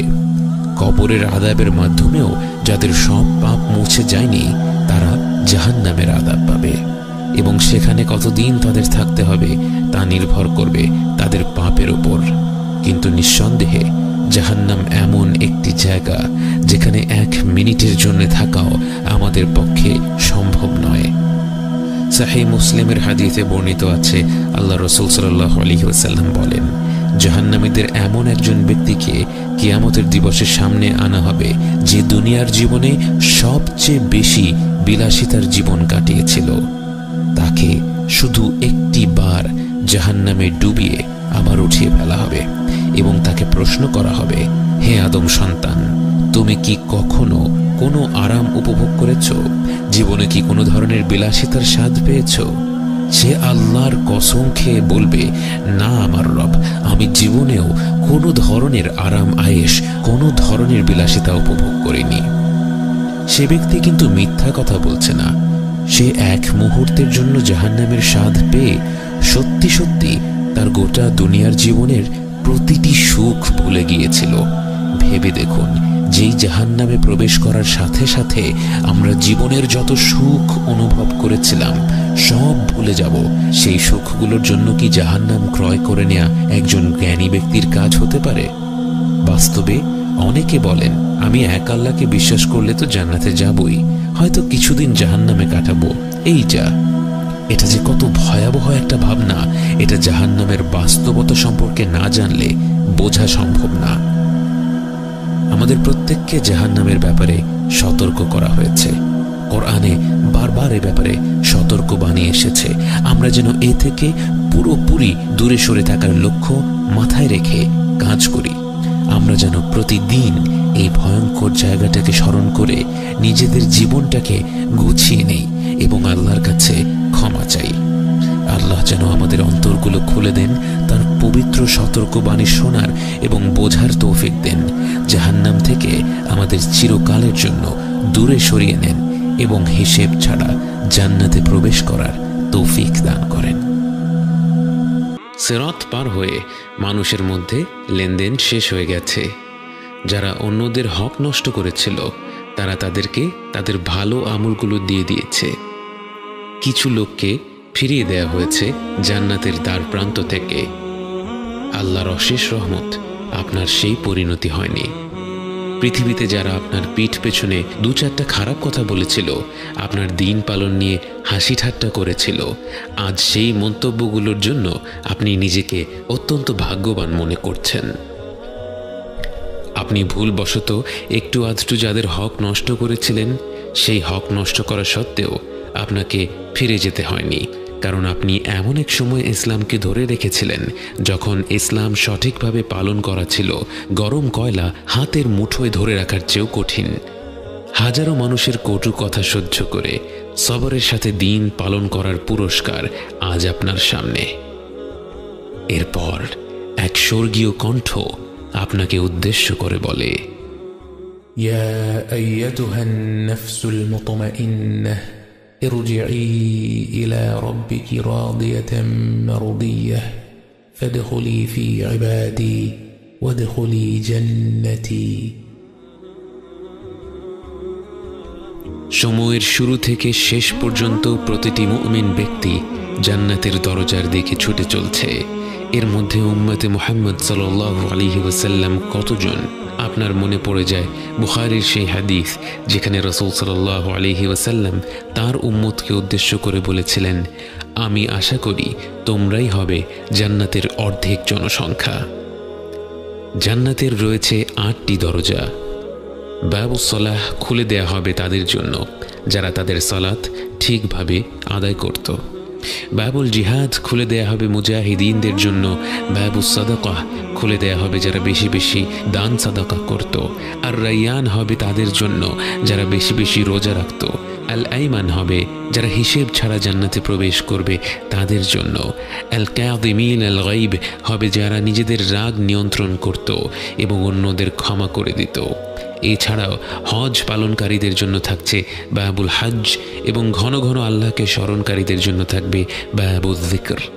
কারো কারো জন্য জান্নাতের একটি দরজা খোলা থাকবে, কারো কারো জন্য একাধিক দরজা খোলা থাকবে, কারো কারো জন্য জান্নাতের সব কটি দরজা খোলা থাকবে। আল্লাহ যেন আমাদের জন্য জান্নাতের প্রতিটি দরজা উন্মুক্ত করে দেন। আপনি জান্নাতের একটি দরজার দ্বার প্রান্তে, কিন্তু একে আপনি দরজাই বা বলেন কি করে? এত প্রকাণ্ড এক প্রবেশ পথ যে এর দুপাশ কোথায় গিয়ে শেষ হয় চোখে দেখা যায় না। মুসলিম হাদিসে বর্ণিত আছে, রাসূল সাল্লাল্লাহু আলাইহি ওয়াসাল্লাম বলেছেন, জান্নাতের দরজার এক পাশ থেকে আরেক পাশ হলো 40 বছরের যাত্রা। জান্নাতের দরজা খুলে দেওয়ার জন্য এগিয়ে আসবেন স্বয়ং রাসূল সাল্লাল্লাহু আলাইহি ওয়াসাল্লাম। জান্নাতের রক্ষী ফেরেশতারা তার পরিচয় জানতে চাইবে। তিনি বলবেন, আমি মুহাম্মদ সাল্লাল্লাহু আলাইহি ওয়াসাল্লাম। তখন তাকে বলা হবে, আপনি সেই ব্যক্তি যিনি না আসা পর্যন্ত আমাদের জান্নাতের দরজা খুলে দিতে বারণ করা হয়েছিল। অতঃপর জান্নাতের দুয়ার খুলে দেয়া হলো। এক অদ্ভুত আলো আপনাদের বরণ করে নিল।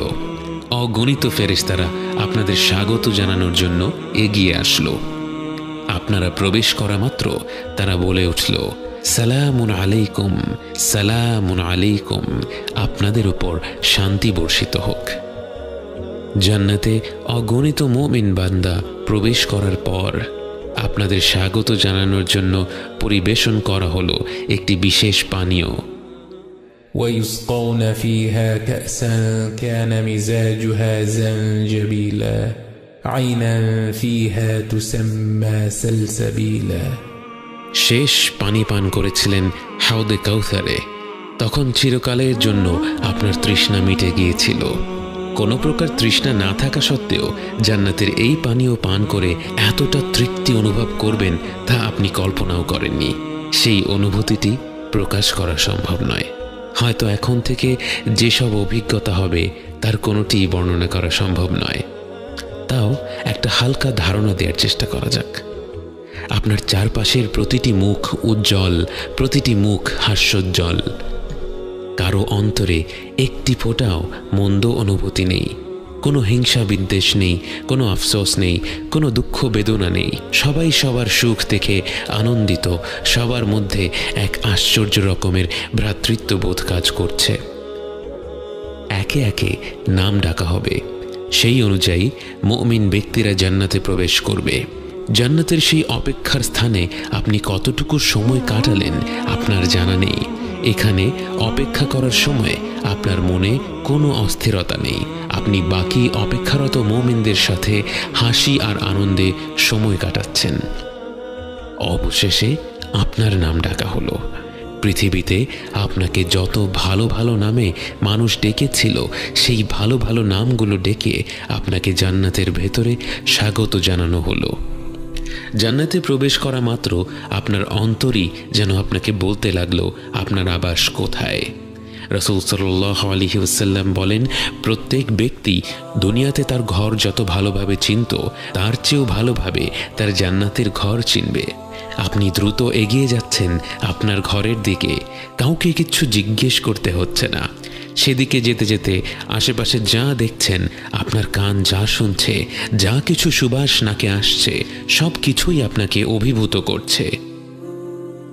অবশেষে আপনি পৌঁছে গেলেন আপনার ঘরে। আপনার অন্তর আপনাকে বলছে এটাই আপনার ঘর। কিন্তু একে তো রাজপ্রাসাদ বললেও কম হবে।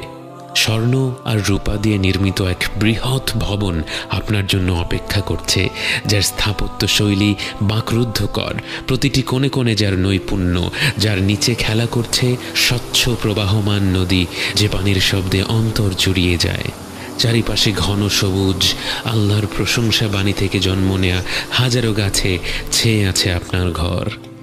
জান্নাতে প্রবেশ করা শেষ ব্যক্তিকে দেয়া হবে এমন এক রাজ্য যা গোটা পৃথিবীর চেয়ে 10 গুণ বেশি। একবার চোখ বন্ধ করে কল্পনা করুন, একটি প্রাসাদ নয়, একটি শহর নয়, একটি দেশ নয়, একটি মহাদেশ নয়, গোটা পৃথিবীর সমান এক সাম্রাজ্য, এবং তার সাথে যোগ করা হলো আরও একটি পৃথিবী এবং আরও একটা, এবং এভাবে করে 10টি পৃথিবীর সমান আপনার রাজ্য। এবং তা হচ্ছে জান্নাতের সবচেয়ে ছোট পুরস্কার। এবং তা তো হচ্ছে পরিমাণের দিক থেকে। মানের দিক থেকে তাকে যা দেয়া হবে তা তো পৃথিবীর কোনো নিয়ামতের সাথেই তুলনা করা যায় না। আপনি আপনার ঘরের দিকে এগিয়ে যাচ্ছেন। আপনার এই রাজ্য পৃথিবীর কত গুণ বেশি বড় আপনার জানা নেই, কিন্তু যেদিকে দুচোখ যায় বিস্ময়কর সব দৃশ্য আপনার মন ভুলিয়ে দেয়। কিন্তু হঠাৎ আপনি থমকে দাঁড়ান। সময় যেন থেমে দাঁড়ালো। স্বর্গীয় এই জগতের সব দৃশ্য যেন মলিন হয়ে পড়ল। আপনার চোখ পড়ল আরেক জোড়া চোখের ওপর। আপনি ভাষা হারিয়ে ফেলেছেন। আপনি ফিরে গেলেন বহু বছর আগের দুনিয়ার সেই জীবনে। মায়া ভরা দুটি চোখের দিকে তাকিয়ে আছেন। প্রথমবারের মতো মন ভরে দেখছেন আপনার জীবন সঙ্গীকে। অজানা সব অনুভূতির ঢেউয়ে ভেসে যায় আপনার হৃদয়। অনেক স্বপ্ন আঁকছেন মনে মনে। চূড়ান্ত স্বপ্ন একটাই, একসাথে জান্নাতে যাওয়া, অনন্তকালের জীবনের সঙ্গী হওয়া। চোখের পলক পড়ল, ফিরে এলেন বর্তমানে। আপনি চেয়ে আছেন সেই অতি পরিচিত চেহারাটার দিকে, কিন্তু সেই চেহারা তো আর আগের মতো নেই। সৃষ্টির সব সৌন্দর্যই তো মনে হয় আল্লাহ তার ভেতরেই গেঁথে দিয়েছেন। আপনি চেয়ে আছেন আপনার স্ত্রীর দিকে, উনি চেয়ে আছেন আপনার দিকে। প্রবাহমান নদীর ছলছল শব্দ আর পাখির গুঞ্জন ছাড়া আর কোনো শব্দের প্রয়োজন হচ্ছে না। কোনো কোনো উলামারা বলেন, জান্নাতে যখন স্বামী স্ত্রী একে অপরকে প্রথমবারের মতো দেখবে, তারা একে অপরের দিকে মুগ্ধ হয়ে চেয়ে থাকবে 40 বছর। আপনার মনে হলো 40 বছর তো নয়, যেন 2-1 মুহূর্ত কেটেছে মাত্র। যতই দেখছেন ততই মন ভরে যাচ্ছে, আবার মনে হচ্ছে এখনো মন ভরেনি। আপনি আর আপনার জীবন সঙ্গী অনন্তকালের জীবন সঙ্গী, যার সাথে এখন আর কোনো কথা কাটাকাটির সুযোগ নেই, যিনি আপনার কোনো কাজে আর বিরক্ত হবেন না, যার সাথে এখন হবে ভালোবাসার সম্পর্ক, যা দিন দিন কমবে না বরং বেড়েই চলবে। সেই ভালোবাসার মানুষটাকে নিয়ে আপনি ঘুরে দেখতে লাগলেন আপনাদের জান্নাতের আবাস।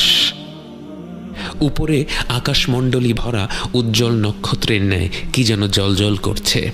আপনারা বুঝতে পারেন তারা হচ্ছেন জান্নাতের আরও ওপরের স্তরের জান্নাতবাসীরা। কিন্তু আপনার মনে কোনো আফসোস নেই, আপনার মনে কোনো হিংসা নেই, আপনার অন্তর ভর্তি কৃতজ্ঞতা। আর যারা আপনার চেয়েও বেশি কিছু পেয়েছে তাদের প্রতি সম্মান ও ভালোবাসা। জান্নাতে কোনো খারাপ অনুভূতি নেই, জান্নাতে রয়েছে শুধুই সুখ। আপনি আপনার প্রাসাদের ভেতরে গেলেন, সেখানে দেখলেন فيها عين جارية فيها سرر مرفوعة وأكواب موضوعة ونمارق مصفوفة وزرابي مبثوثة متكئين فيها على الأرائك لا يرون فيها شمسا ولا زمهريرا ودانية عليهم ظلالها وذللت قطوفها تذليلا ويطاف عليهم بآنية من فضة وأكواب كانت قوارير من فضة قدروها تقديرا। আপনি হেলান দিয়ে বিশ্রাম নিচ্ছেন সম্মানিত আসনে বসে। স্বর্গীয় ফল ফলাদি আপনার হাতের নাগালে। মনোহর পাত্রে হরেক রকমের পানীয় পরিবেশন করছে হাস্যোজ্জ্বল চিরতরুণেরা, যাদের দেখে ছড়িয়ে থাকা মুক্তোর মতো মনে হচ্ছে। প্রতিটি মুহূর্ত আপনি তৃপ্তি ভরে আস্বাদন করছেন। এখানে কোনো তাড়াহুড়ো নেই। হয়তো মাসখানেক কেটে গেল বিভিন্ন ধরনের খাবার ও পানীয় উপভোগ করতে করতে। হয়তো বছর খানেক কেটে গেল আপনার স্ত্রীর সাথে গল্প করতে করতে। হয়তো একে অপরকে বলছেন কেমন ছিল মৃত্যুর পরের যাত্রা, কি কি ঘটেছিল। হয়তো ফিরে দেখছেন জীবনের সেই ক্ষুদ্র সময়টা যখন আপনারা একসাথে ছিলেন এবং আগ্রহ নিয়ে আলোচনা করছেন কেমন হবে আপনাদের অনন্তকালের যাত্রাটি। স্বর্গীয় খাবারের পাশাপাশি আপনার জন্য রয়েছে পবিত্র হুর, যাদের সম্পর্কে আল্লাহ তাআলা বলেন فيهن خيرات حسان فبأي آلاء ربكما تكذبان حور مقصورات في الخيام فبأي آلاء ربكما تكذبان لم يطمثهن إنس قبلهم ولا جان فبأي آلاء ربكما تكذبان متكئين على رفرف خضر وعبقري حسان فبأي آلاء ربكما تكذبان تبارك اسم ربك ذي الجلال والإكرام।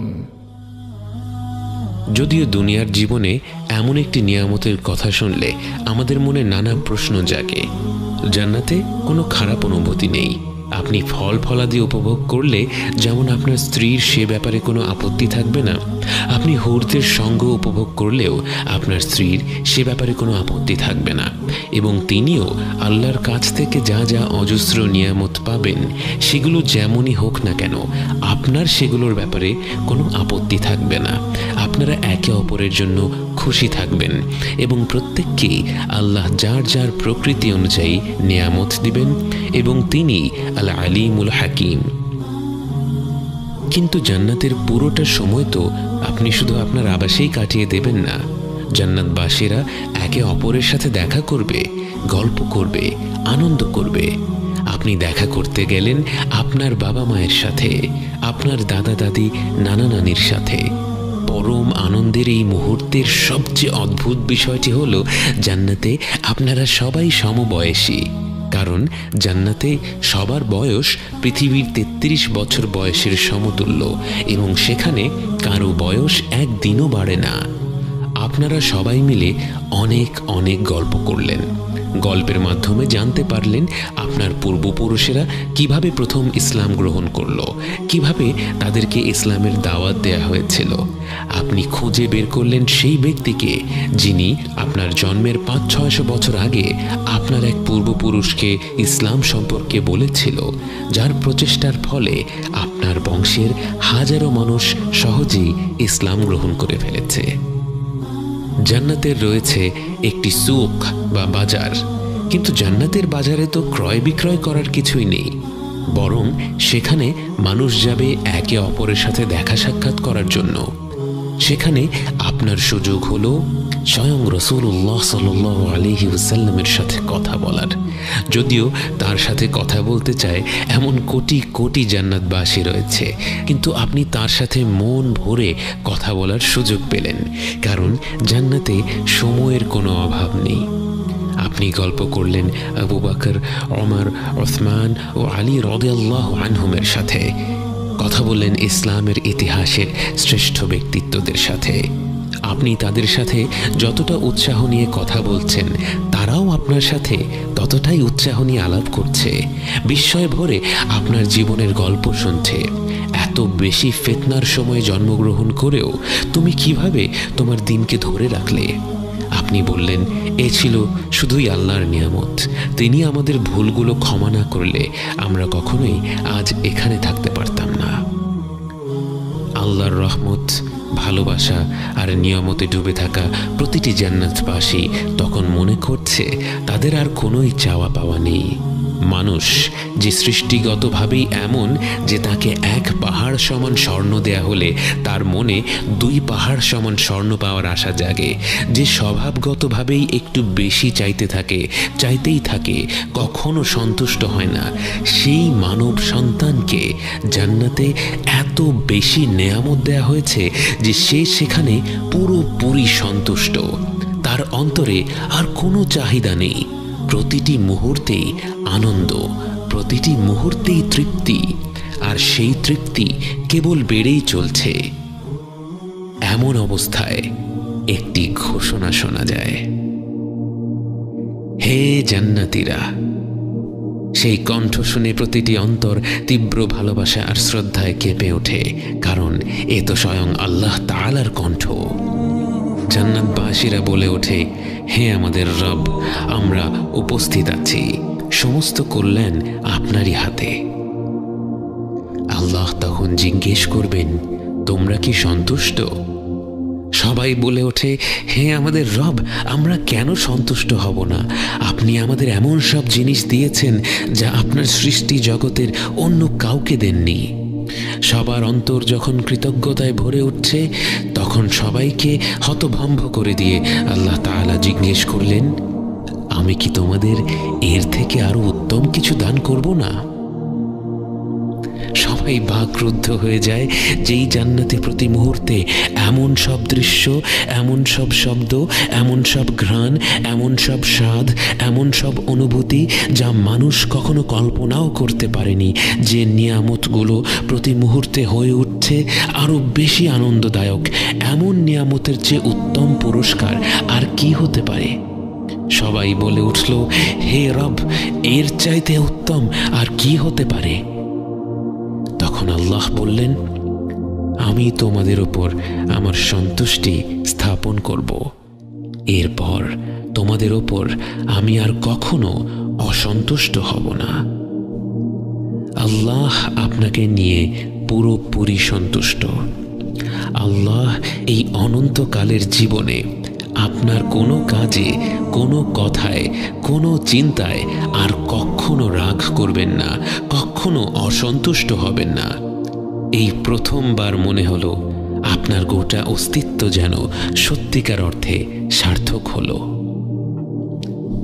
এবং এরপর সেই মুহূর্ত, যার জন্য প্রতিটি আত্মা যেন সৃষ্টি হওয়ার পর থেকেই অধীর অপেক্ষায় ছিল, সেই মুহূর্ত, যে মুহূর্ত প্রতিটি অন্তর খুঁজে বেরিয়েছে প্রকৃতিতে, ভালোবাসায়, উদারতায়, ভ্রাতৃত্ববোধে, সৌন্দর্যে, ভূমিষ্ঠ হওয়ার পর থেকে প্রতিটি ক্ষণে, কিন্তু কোথায় যেন কোনো এক কমতি ছিল তা ঠিক বুঝতে পারেনি।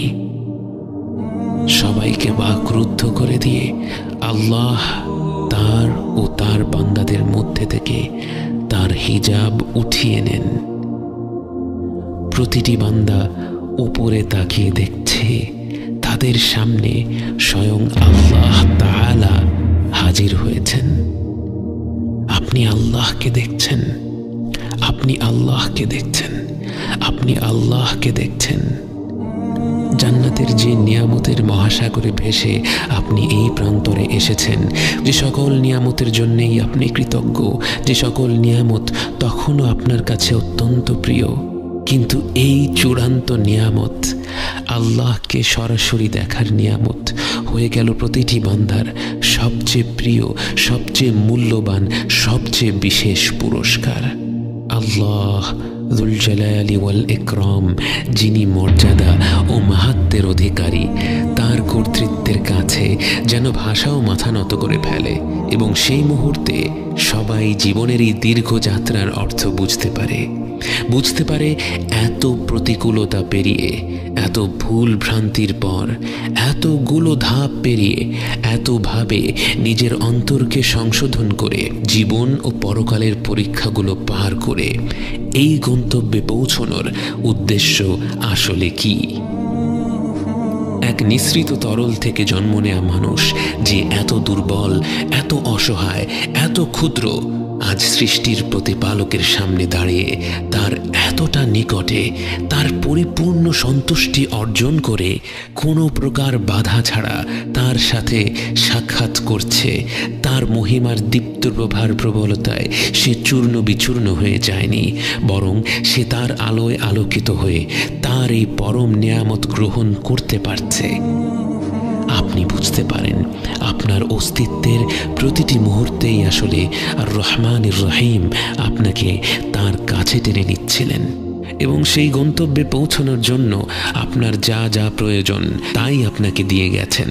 তার সান্নিধ্যের পবিত্রতায় প্রবেশ করার জন্য আপনার যে আত্মশুদ্ধির প্রয়োজন ছিল, জীবন মৃত্যু জীবনের মাধ্যমে তিনি আপনাকে সেই আত্মশুদ্ধির পথ দেখিয়ে দিয়েছেন, এবং আলহামদুলিল্লাহ আলহামদুলিল্লাহ আপনি সেই পথে ছোট ছোট ধাপ নিয়েছিলেন। দুনিয়ার ক্ষণিকের জীবনের কোনো এক পর্যায়ে, কোনো এক অনুপ্রেরণায় আপনি সিদ্ধান্ত নিয়েছিলেন আপনি তার দিকে একটি ধাপ নেবেন, একটুখানি এগোবেন, এবং সেই একটি ধাপের ফলে তিনি আপনাকে তার রহমত আর ভালোবাসায় এমনভাবে আবরণ করে নিয়েছিলেন, নিয়ামতের পর নিয়ামত দিয়ে আপনাকে এমনভাবে ডেকে নিয়েছিলেন তার কাছে। আজ জান্নাতের এই নির্মল প্রান্তরে বসে আপনি আল্লাহকে দেখছেন, তার নিকটে পৌঁছে গেছেন। আপনার ভূমিষ্ঠ হওয়া আজ সার্থক হলো। জীবন মৃত্যু জীবনের যাত্রা আজ সার্থক হলো।